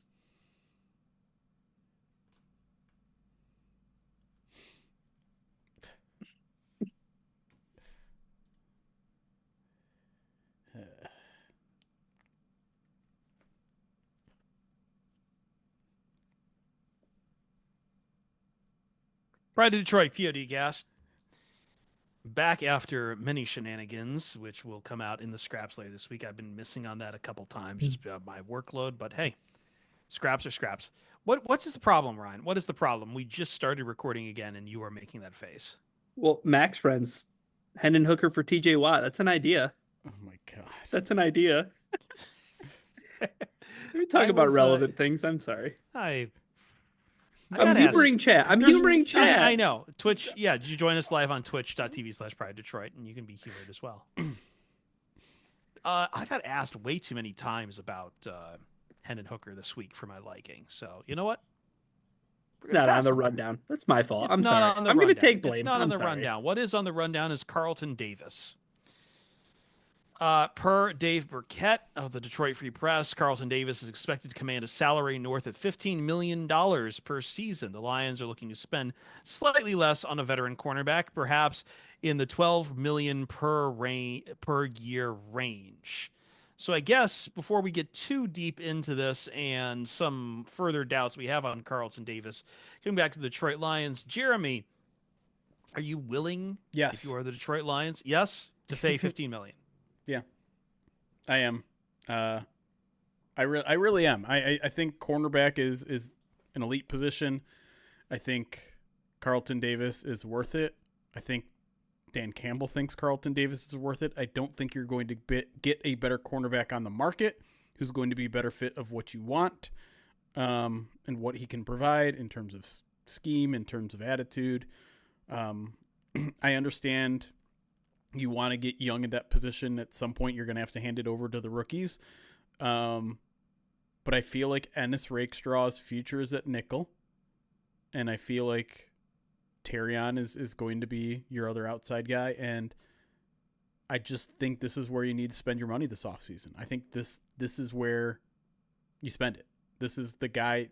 Why would you skimp on this of all things when you have the guy that you love already in-house? You talk about rewarding your own guys. And I understand Carlton might be asking for more than you think he's worth. And maybe this is a situation where you say, hey, Carlton, go see what deals you can find elsewhere, then come back to us. That kind of, it kind of has that feeling right now. Maybe that's also just me hoping. But I think he's worth it. Like a 3-year, $45 million contract, I'm willing to give that up. And I know that's going to make some things a little tricky. Might mean you don't bring like a Levi Onwuzurike back, but if you're penny pinching with Zadarius Smith's contract, my hope is that money is now going towards, hey, let's get Carlton Davis back. Yeah.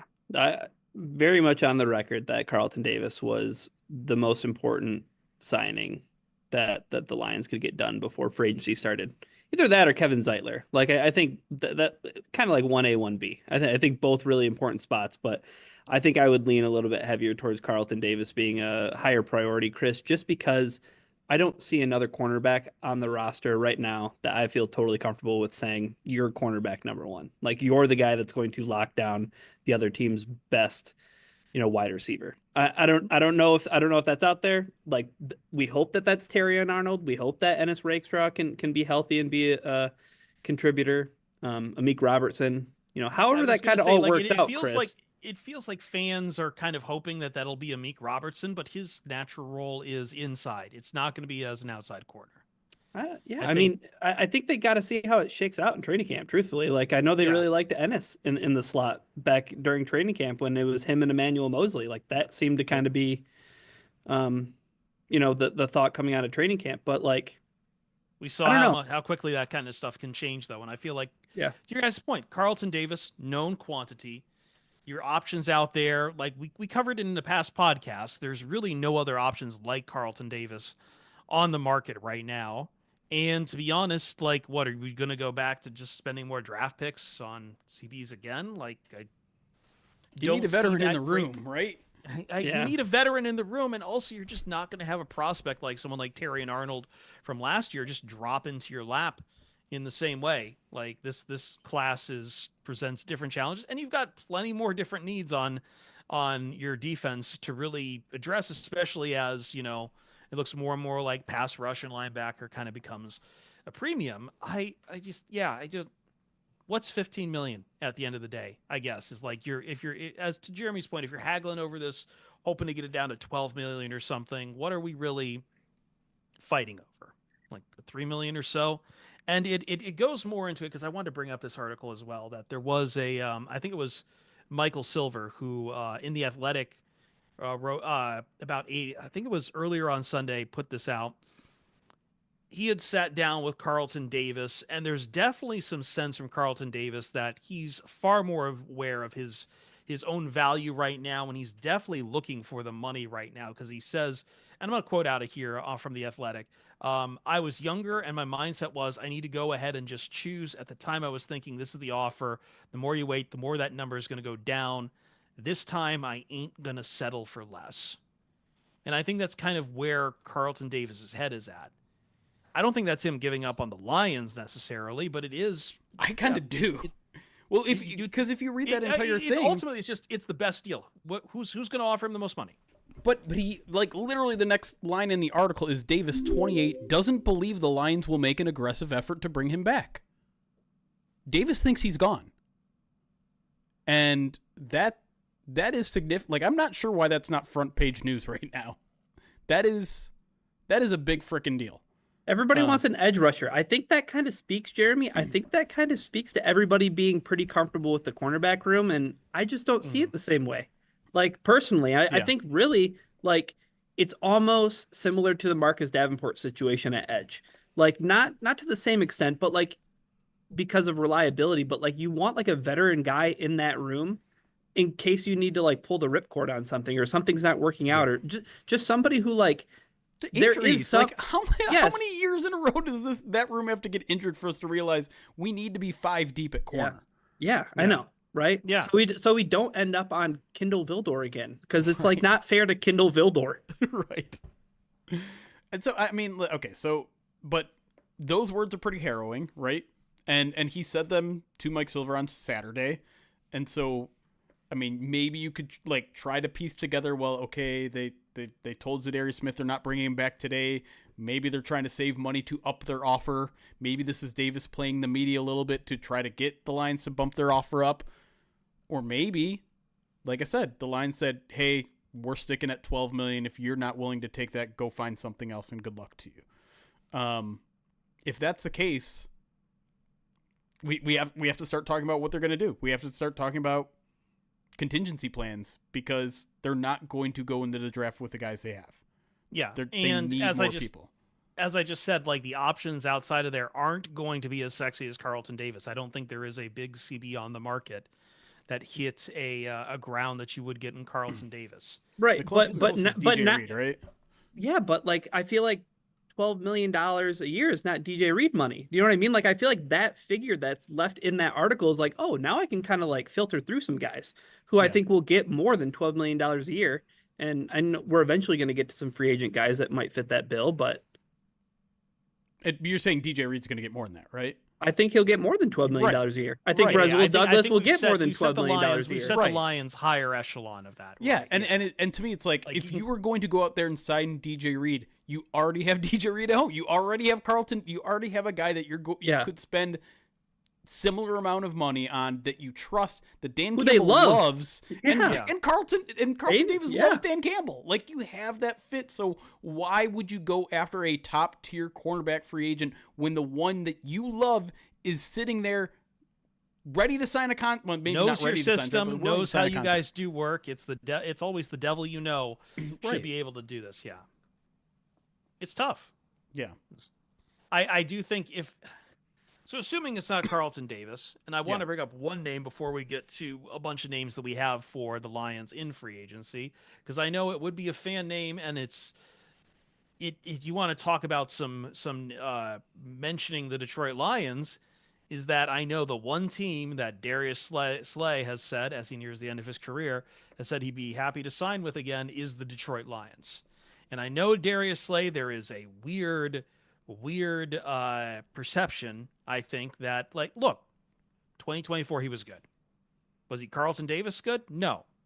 but he was starter. He played well for the Philadelphia Eagles, and he would come at a lot less money at this point, I believe, a lot less money than Carlton Davis would. So I guess to Jeremy, I mean, if we can put the emotional attachment to Darius Slay aside, who I think still remains one of our favorite guys to have at least, dealt with through Detroit, like, would that be something you want to talk about a veteran presence in the room? Yeah. It would be a short term, obviously, for Darius Slay. To be sure, that'd probably be a 1, maybe 2-year deal. Yeah, he said next year is going to be his last year. Like he's kind of next year is last year. Okay, yeah. So yeah, you're looking at a 1-year deal and maybe avoid a year if you want to kick him, want to structure it a certain way or something. But like, yeah, would you be comfortable with that? Nope. I love Slay. I love what he would bring to the locker room. I don't think he's a good fit on this team. At his age, he is not a man coverage corner. At this age, he's never really been a run fit guy. It's just like it's not his favorite thing to do. It'd be an awesome story.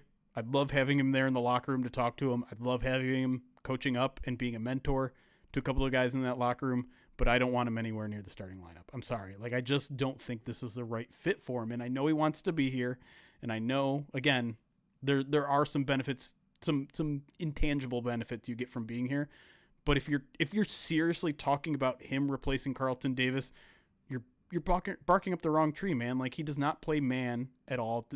I mean, not at all, but like barely played in Philly. It's not his strength. It's more the instincts, the zone, all that sort of stuff. And he doesn't play a physical kind of game at this point in his career. So I think that's a significant downgrade.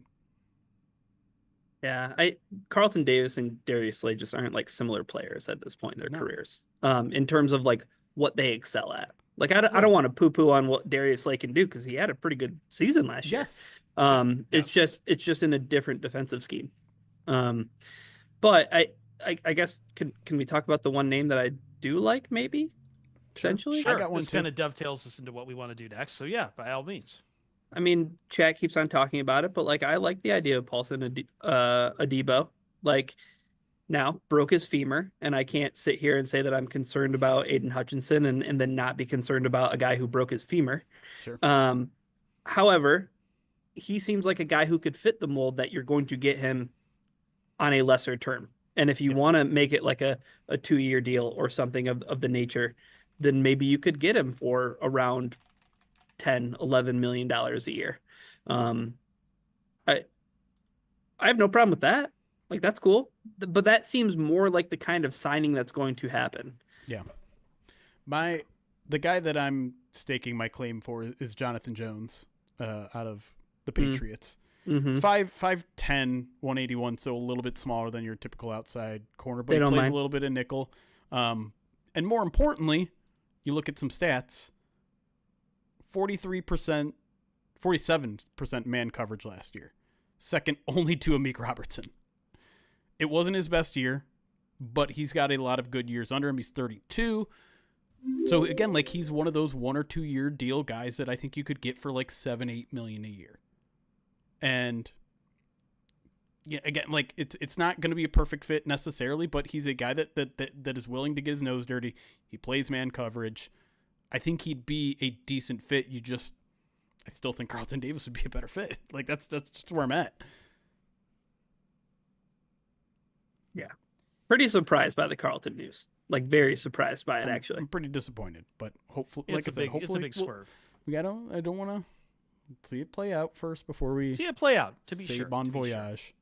All right, let's go rapid fire in a couple positions before we get to some wish lists. What are the Lions going to do on the defensive line, Jeremy? What are, like, I don't know if you have some options, if you're going to stump for bringing back Onwuzurike. I don't know where you're at. Well, I think that's where the conversation has to start, right? Like, what are we doing with Levi? That's been an eerily quiet market so far. And it's been the one that we've talked about all offseason and been like, I don't know where this one is going. I don't know whether he's going to make $15 million a year or $7 million. And I have no further clarity on that. It's frustrating because I would like him back. Like, I would like him back, but I'm not willing to pay 10 or 11 million. Like, that higher end. There are far too many questions with him then I'm willing to bet on, I guess, at this point. But he was getting better towards the end of last year, and I kind of want to see that through a little bit. But I don't know what he's gonna garner out there. Like who is it? Jaron Reed, who signed an extension recently, and it looked very reasonable to me. It was like a 3-year, $25 million. And if you could get Levi on something like that, I'm all in. That's what I want. But I don't know what the market is going to be for a guy that a back injury sidelined him for 3 years before he was able to produce anything. And it wasn't like he was outstanding last year, but he was getting better. Really good. Super versatile. I don't want the Lions paying any more than $8 million a year for that, though. Like, I'm cool with them just going to the draft. And if somebody wants to give Levi Onwuzurike $13, $14, $15 million, good for him. Yeah. Like, I just think that the injury history is too much to ignore. Like, we just need to go back to the fact that we're in preseason and we were talking about in training camp as like, all right, like Levi, like how many times did we have that conversation about Levi? And then last year it was a great story. Like, I love it. It's awesome. It's kind of like how I feel about the whole like Darius Slay thing, I guess, for Jeremy. Yeah. Like, it's like it's a good story, but like I don't want to pay him on just one good year he had. And there has to be like another team out there that is like starved for a versatile defensive line player like that and would be willing to pay for, like, it happens. And like if it does happen, then I hope it's not Detroit. It's funny watching our live chat right now. There's some people like, oh, he's definitely getting $15 million a year. Oh, there's no shot in the world he's getting $15 million. That's where we're all at right now.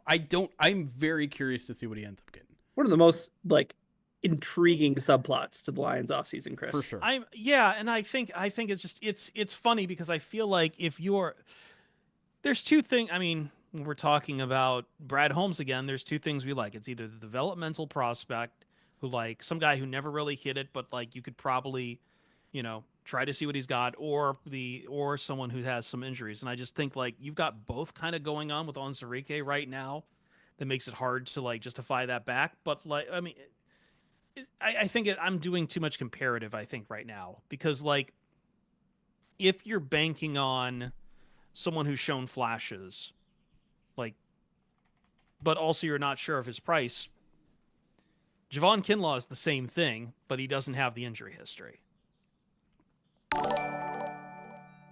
I mean, I'm just going to throw out that name right now just because I really liked how he did with the year with the Jets. And like, look, came off a prove it year, and we'll see if I don't know if the Jets will have that back, but like I guess it's for me, Onwuzurike feels a little long in the tooth. There might be someone who gives him a lot of money, but I wouldn't want to see the Lions give that a lot of money part.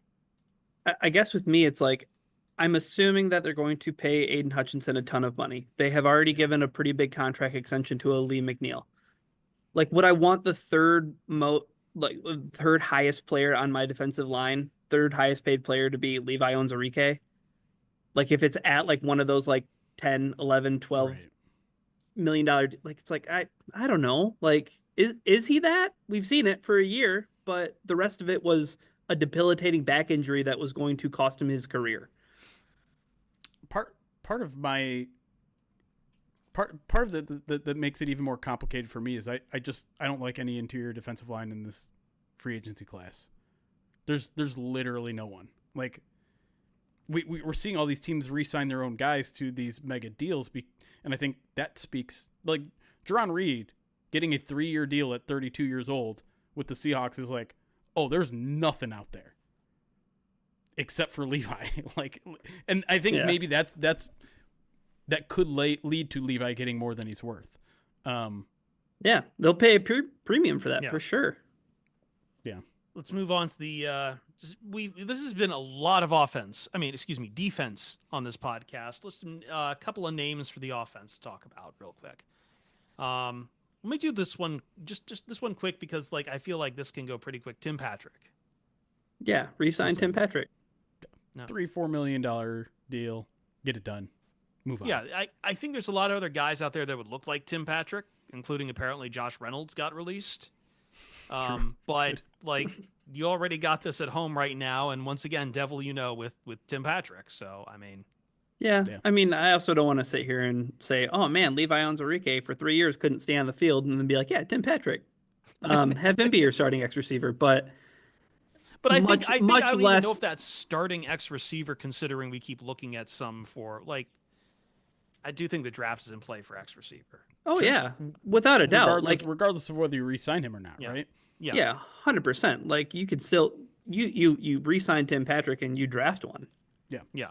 But I'm totally comfortable with Tim Patrick being the starting X receiver like day one, week one. For I'm sure. cool with that. That's fine. Same. Kevin Zeitler. Okay, now this is another position like wide receiver with Tim Patrick, where it's like, yeah, like re-sign Kevin Zeitler. That makes a lot of sense, and then draft a guard. Yeah. I mean, like, yeah, again, give him an extra $500,000, extra million. One from what he one got year last year. $7 million, 1 year 7.5. That's cool. Yeah. Yeah. And of course, obviously, like, we have to know that Kevin Zeitler still wants to play football, right? We don't know that for sure. Yeah. It's 34, 35, but assuming he does, I would like to see that deal before we're done with this podcast. Maybe. Do you feel the same way, Chris, or no? Oh, absolutely. No. I think like, look, I'd like as much continuity with his offensive line as possible for as long as we can keep it. So like Zeitler was the big pickup and worked out very well for you. I'm good. I'm plenty good. All right, let's talk about last thing we got here. We've kind of been predicting three non-line. Sorry, let me try reading for once. Predict three non-current Lions for the Detroit Lions to sign. And I've been holding back a burp while I've been trying to do that too. So I should get some sort of gold points for this, for being awful and inadequate. This one's always tough because, as we said, we've been talking about just like you just don't know what some of these markets are going to be. But I don't know. I've got a couple names in my mind. I'm not going to be someone who's going to necessarily say like, yeah, I can know that's down to a T on all these guys. And I think this is always tricky because these are guys coming from the outside, and we're so got our nose so buried into the Lions sometimes. So what do you think, Jeremy? What do you have some names for me? I've got my three. I've got this is the winning blueprint. I'm gonna fix your defense right away, y'all. We got this. Ready? Jonathan Jones from the Patriots, 1 year, $8 million. Boom. Okay. You got a starting corner. You're going to like this one. Von Miller. Got your pass rusher. I don't hate that. Give me I Von don't hate Miller. that either. I 1 think year, 1 $10 year million. on that. Sure. Are you lining him up at edge at DE or? He's a fantastic, like, even at his age, fantastic run defender, and he's a pass rusher. Give me Von Miller. Yeah. And then Anthony Nelson, he's a guy from the Bucks. I talked about him a couple weeks ago. Has experience with Lions' new defensive line coach. He can be a rotational guy, kind of in the same mold. Like I would say he's like John Kaminsky 2 years ago. Rotational guy. Again, gives you a little inside-outside versatility. Maybe your helps you when Aleem is not quite ready.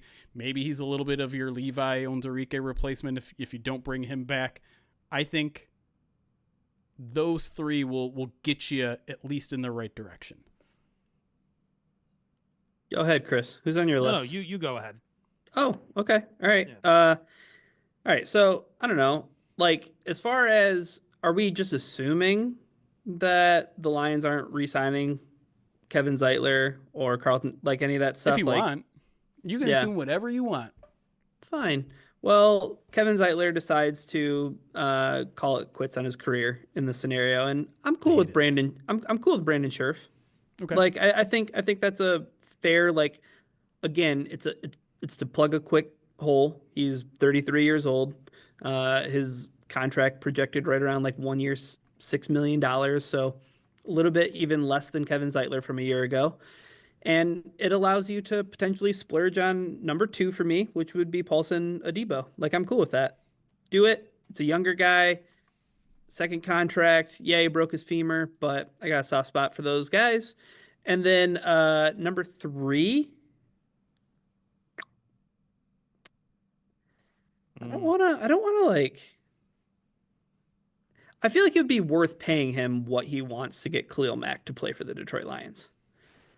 Like if he's Okay. interested in playing for the Detroit Lions, and here's the pitch, like you don't have to play outside like when you're in the NFC North the last time, right? You get to play a lot more comfy indoor games. Like I think Khalil Mack is enough to make edge not a priority in this draft. Like I'm fine with the Lions drafting one whenever they want to draft one if they sign Khalil Mack this year. Two I'm year at it. I'm contract. at it. 2 year contract. Get Oh, it two. like Give him a second. yeah, for sure. Like safety, like security. We can offer you that here in Detroit.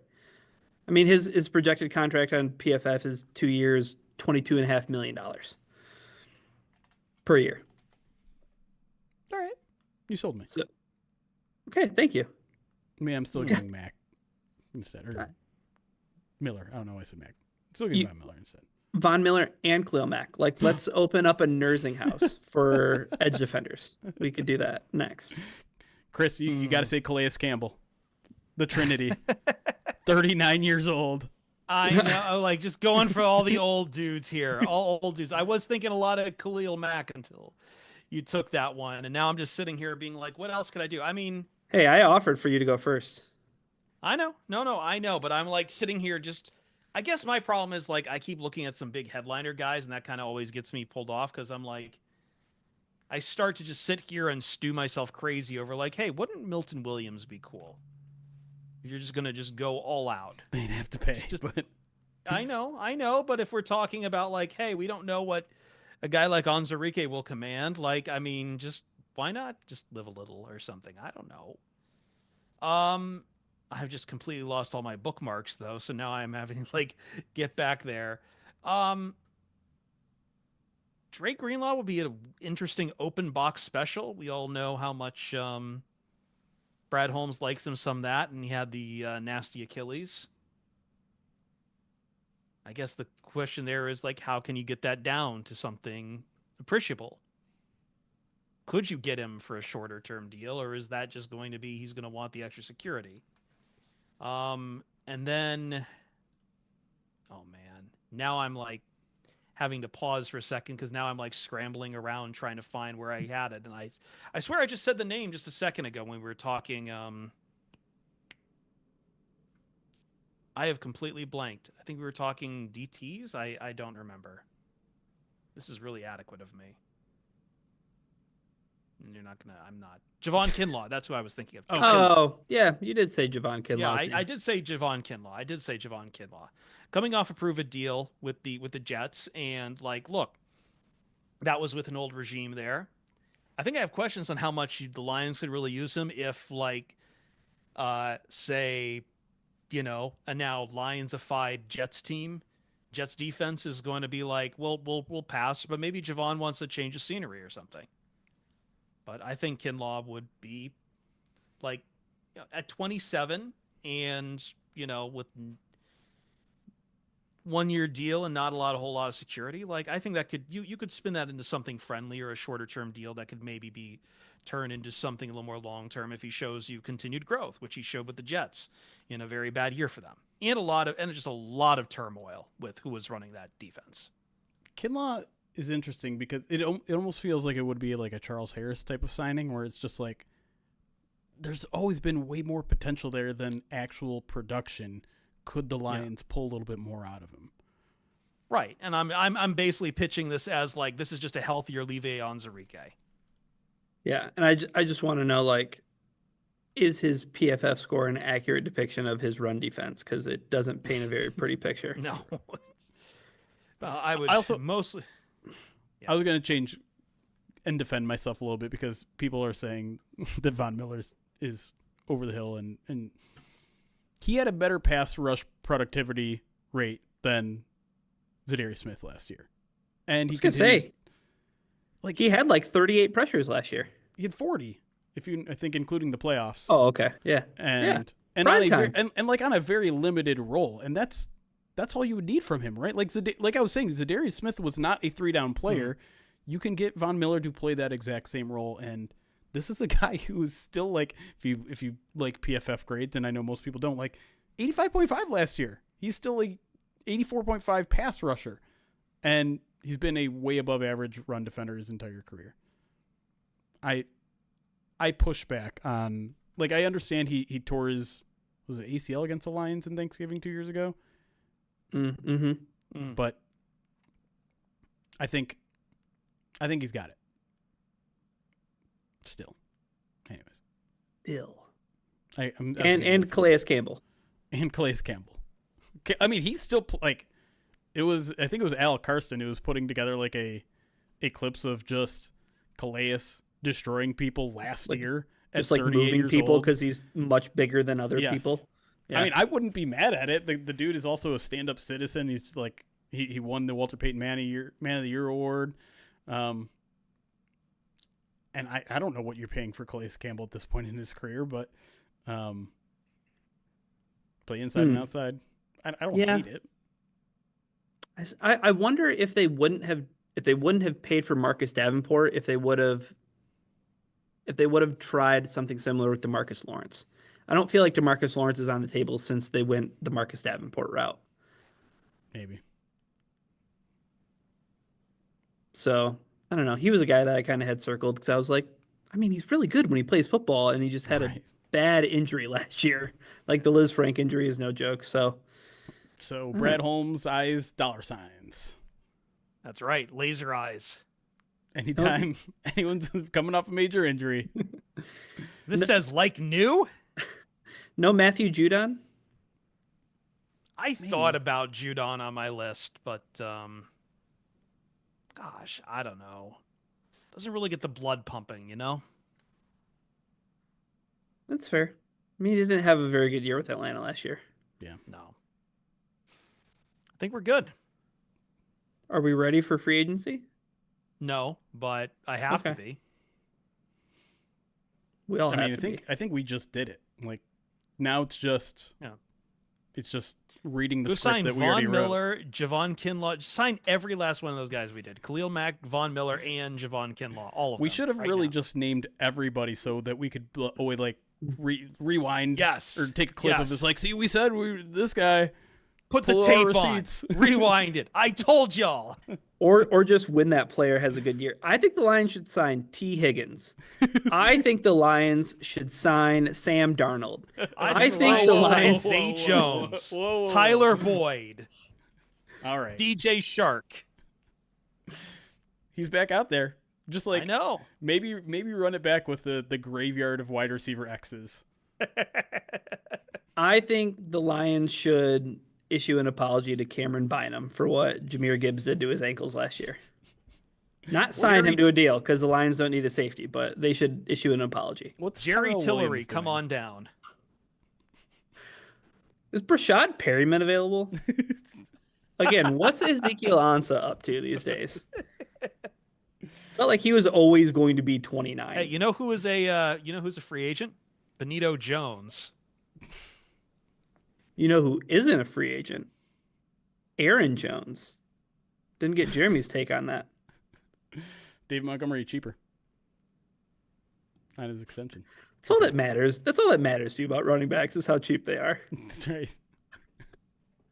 Yeah. Mailbag back on the feed this week. Scraps. Assuming we find time, yes. Assuming we find time. This is the week where we start to have emergency podcasts. Yes. I would also like to say that, maybe we'll see. Maybe. The lines might not like.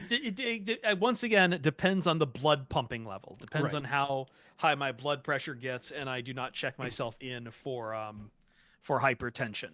And I think the Lions' history shows that maybe there aren't going to be a lot of like, hey, we got to stop everything we're doing and record a podcast moments this offseason. Yeah. So make sure to get mad about that. Because it hasn't been working so far. Just hasn't been working. Not serious about building a Super Bowl contender if you don't do this. At Chris Perfett on Twitter and at Perfett on Blue Sky, at Detroit Online for Jeremy, and Ryan_POD. As always, we will see you Starside.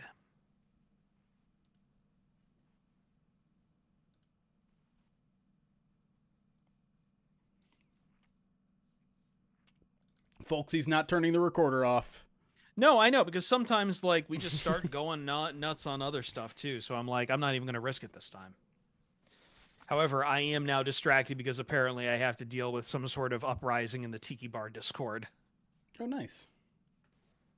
That's fun. Yeah. How about we stay live until Kevin Zeitler resigns? Kevin, we know you're watching. I'd like to go to bed. Call your agent. We're not going to bed until Kevin Zeitler resigns. That'll teach him. Someone pointed out earlier, by the way, that like the idea of me and Ryan yelling at each other on a podcast sounds actually like a good idea.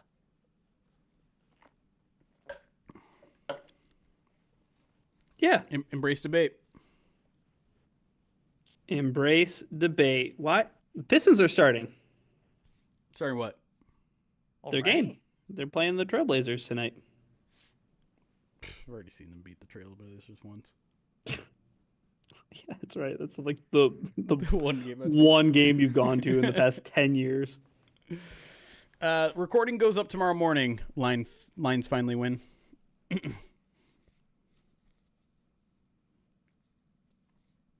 Habil, how dare you say that? Zeitler's not going to the Bears. Not going anywhere. The Lions should No, not going to do it.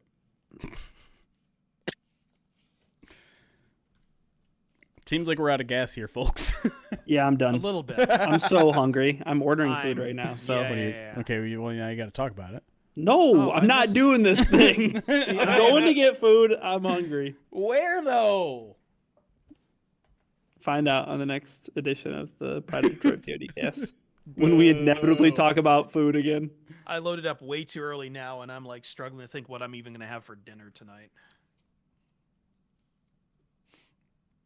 I didn't Righteous kill Felon, the craft Red jerky, Wings. and meat sticks. Yeah, you did. I watched 2 games. The cooler. I think we can all agree that the Red Wings were implode. just never as good as we thought they were. Crap. They have a good power play. That's about it. And now they're putting a bunch of games on Fox 2, Detroit, and I'm just like, oh, they're trying. I'm like, they better not turn it around before then because I'm really gonna want to watch. I'm really gonna be tempted to watch. Do it. Reverse jinx it. For the love of God. Is that how it works? Maybe. Abandon hope, embrace Pistons. Ugh. And Tigers. Yeah, I'm rooting for them too. I do think people are finally like turning for good on Stevie. Yeah, as they should. I'm getting upset with it. Here's the other thing. I checked in for a hot second after the trade deadline. Red Wings fans are obnoxious. Like the ones who are digging their heels in and trying to talk about like this takes time, like it took Jimmy Delvano like so many. Shut up. I don't know if we're going to see tomorrow. Make a move to make the hockey team I watch good. Or don't. Or trade Patrick Kane. I don't care. Like buy or sell. Quit. Why'd you bring Peter Mrazek back? Nobody needed that. Nobody wanted that. How long does the scolding "it takes time" start to really wear off when you're starting to see some of the young kids really start to graduate? But that's what I mean is like the Red Wings fans that are like, it takes time. Like it takes time. Can we at least make the playoffs in this time? Like these are the same people though who were saying, "Oh man, with the way the Red Wings ended that season, they're going to be the 2022 to 2023 Detroit Lions." I don't blame them for at least having some optimism. I know they collapsed. After the offseason though, I was like, "Hey, all that optimism you had, reality happened in the offseason. The Red Wings did absolutely nothing to like make themselves better. They were just like, well, those young guys are going to get better." And like, yeah, Raymond's gotten better and Sider's gotten better, but the rest of the team is bad. It makes me sad. I was all ready to see both the Pistons and the Red Wings in the playoffs, and then I was like, oh, actually only one of these teams is even remotely good. Yeah, like Pistons are hot as hell. enjoy the Pistons while you have it right now, because like I Because that Cade Cunningham trade request is going to hit like crack. stop. Don't even put that out there. I almost want it just to see Cade Cunningham more happy somewhere, but He's plenty happy. I know he is. He's a puppy dog. I love him. Ed O'Neill, by the way, thank you for the $2 super chat. Says Brad has drafted 6 defensive linemen, only 2 have hit. Okay, but they hit pretty good. Now, Who hit pretty good? maybe a The layup, defensive but lineman. yeah. You're not. I mean, it's not wrong. It's a fair Wait, criticism. what was the Wait, what was the He said qualifier? He's drafted 6 defensive linemen, only 2 have hit. Now, 2.25. who's the I'm 2? getting a little quarter to Levi Onwuzurike because he finally did something in his 4th year. And like, I'm assuming James Houston is baked into those 6, which is not completely fair. It feels inflated a little bit here. I'm not sure what we're Like, are we calling it Really a quit on Josh Pascal? I feel like we're calling it a quit on Broderick Martin. Are we? I'm not. I'm kind of ready to. Why hasn't it happened yet? Why hasn't it happened yet? Because it's the year 3 jump, baby. It's always the year 3 jump. Yeah. Makai Wingo, Pat O'Connor, Jonah Williams. All names of players who came in and outsnapped Broderick Martin this year. On either Instagram or Twitter, the Lions had a like happy birthday Jonah Williams, and I'm like, I don't even recognize that guy. I recognize the name. I do not recognize that face. And I was in that locker room 3 times a week. Chris Smith. I'm pretty sure Chris Smith outsnapped Broderick Martin this year. You know what? If they re-sign Benito Jones, then that's the nail in the coffin. Then it's curtains on Broderick Martin. It's such a good draft video too, though. Remember when TikTok was calling? Yeah.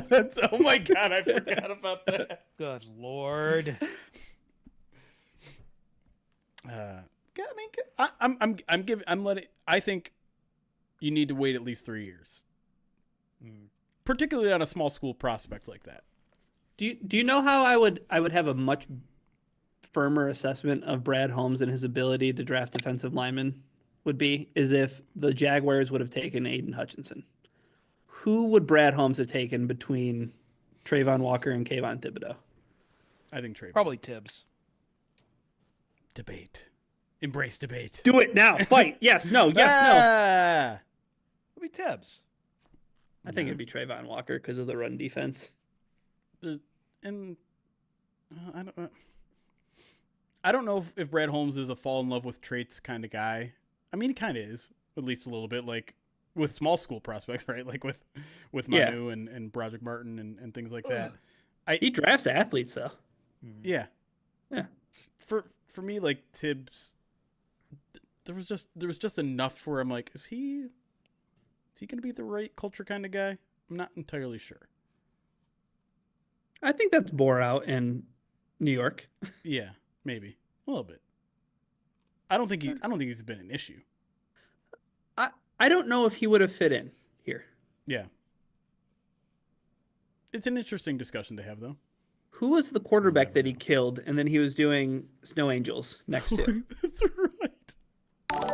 But I also don't think I don't think he would have fit here. I don't think he saw that. Hold on. We've We've got a wide receiver who's been fined multiple times for grabbing his junk. I got no problem with a celly like that.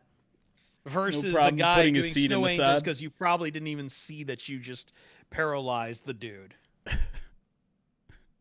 He gets into a lot of weird beasts online, too. He seems like a guy who would buy a Bored Ape. That might be half the league, though. Like, man, there was some... Do you think Eric Ebron would have fit in on this team? No. Oh, God, no. Nick Foles is the answer to your question. That's right. That's right.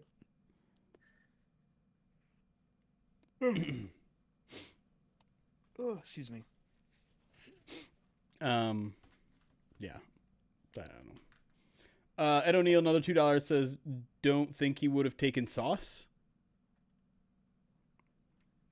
All right, I know you're a Sauce fan. I know you said he rightfully won Defensive Rookie of the Year. He did. Come on. You didn't write the Lions should draft Sauce Gardner article, did you? Are you doing a bit right now? I'm not. No, I'm not. Because you wrote that article. Oh, did I? Yeah. I thought you were doing a bit. When I was saying that, there was a small chance. I'm like, wait, I may have written this one, but I legitimately didn't know. There's like a history like come around draft season. Yeah. Like where I kind of go back and look and realize I was right on everybody. You did the thing that we were doing at the end of the second segment of the show. We're like, Lions should sign this guy. Lions should sign this guy. That's right. Because I did. You wanted them to sign Parsons. Yep, Tyree Wilson. Oh yeah, that's the one that maybe didn't work out. Who did I write last year? I don't even remember. Maybe Darius Robinson. Is that the guy's name? Oh yeah. I think you did. Cardinals. He didn't play a whole lot this year. I think he was hurt a lot. Yeah. Someone, by the way, I just, now that I'm cleaning up Discord, one of the things I did find was someone correctly pointing out, let's go back to DK Metcalf for a second. Sure. Happy for DK to get his warm weather destination in an ideal quarterback situation. Oh, yeah. He wanted to go to the Chargers. You went to Pittsburgh. You are not going to like Pittsburgh in December, my brother. That's a good point, Nicholas JP. He could have just drafted the QB1 in 2022. Taking Malik Willis. Can you imagine the quarterback controversy the Lions would have right now? Didn't I want Kyle Hamilton that year? It would have happened sooner. It would have happened like Kyle training camp 2023. Was 2022. Kyle Hamilton was 2022. Yeah. So yeah, that was the same draft. Mm-hmm. Because I remember everyone when the Lions traded up in like the two or 3 minutes between the trade up and hearing the pick. I think a lot of people thought that the JMO pick was going to be Kyle Hamilton. They could have taken JMO at number 2. They could have. Witherspoon, if I believe, that was the Penei Sewell draft. No, wasn't 2023. It? Oh, it was 2023. My bad. Wrong direction. Yeah, that was. I mean, the Lions, they did fine for themselves. Yeah. Even though that was probably the guy they wanted. Almost certainly the guy they wanted. Jeremy's fine with it right now, while Jahmyr Gibbs only costs so much. That's right. No, it's wrong. It's a wrong opportunity cost. You're not spending a lot on a position that you don't spend a lot on. You want to not spend a lot on a position that you do spend a lot on. Can you explain this to me like it's Super Bowl squares so I can understand? I think I am. I think that's exactly what I'm doing right now. Damian Smith, $2 or £2 super chat says, Ryan, Lions have 7 outdoor games next year. Is that true? That's wild. They had like 2 this year. Now it's 7. How many in cold weather so I can get my Jared Goff article started? Oh, God. One of my phone backgrounds has the opponents for 2025. I'm looking, but we won't know when it's going to happen. It's true. You know, Chicago. Cold. Green Bay's cold. Washington could be cold. Philadelphia could be cold. Cincy cold. Baltimore cold. Kansas City cold. Rams in a dome. That sucks. Dang, that's rough. Stupid AFC North. I don't know if the Lions are going to win 12. I don't know if the Lions are going to win 10 games this year. Whoa! All right. I'm going to go eat. I'm hungry. Bro, what do you know? Hold on. You got to tell us what you got to eat. After tell us. Dropping that, now you got to tell us.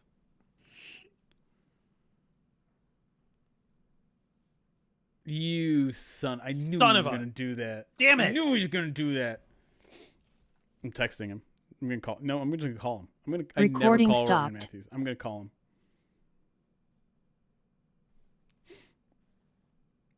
Should I just dox his number too?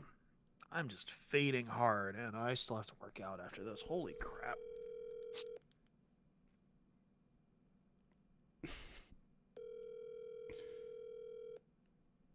If he doesn't pick up, we're adding an extra T to his name on the stream.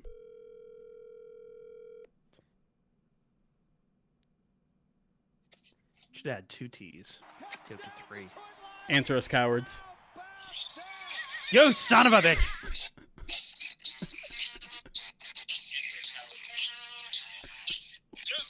Arch for arch. No, thank you. What is this?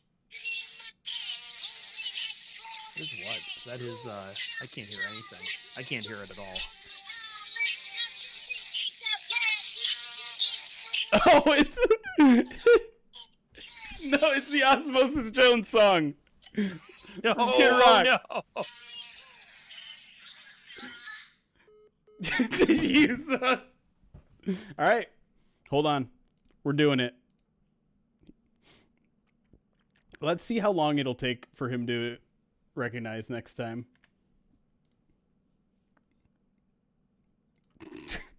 I'm doing it here too.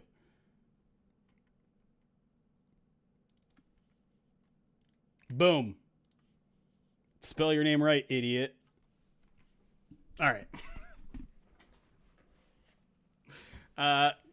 Time to get out of here, I suppose. I reckon. Sure. I'm just tired. Okay. It's time to get out of here. My brain a bit. I'm not sure when midweek mailbag will be. Damn it, Ryan's in chat. He saw. Oh my god. Yeah, midweek mailbag will just kind of have to be play it by ear because obviously Eric and I are going to be vigilant. But when news comes, I also know there are going to be some press conferences this week. Most likely, Lions players going in front of the podium, getting their extensions, things like that. So hell yeah. We'll cover all that here. PODD tomorrow morning, where I kind of lay out what I would do in free agency. Haven't written it yet, but it's all up here, so you'll get that at some point tomorrow morning. And that's all I got for you guys. Hell yeah. All right. We will see you guys soon then. Have a great rest of your night, your week.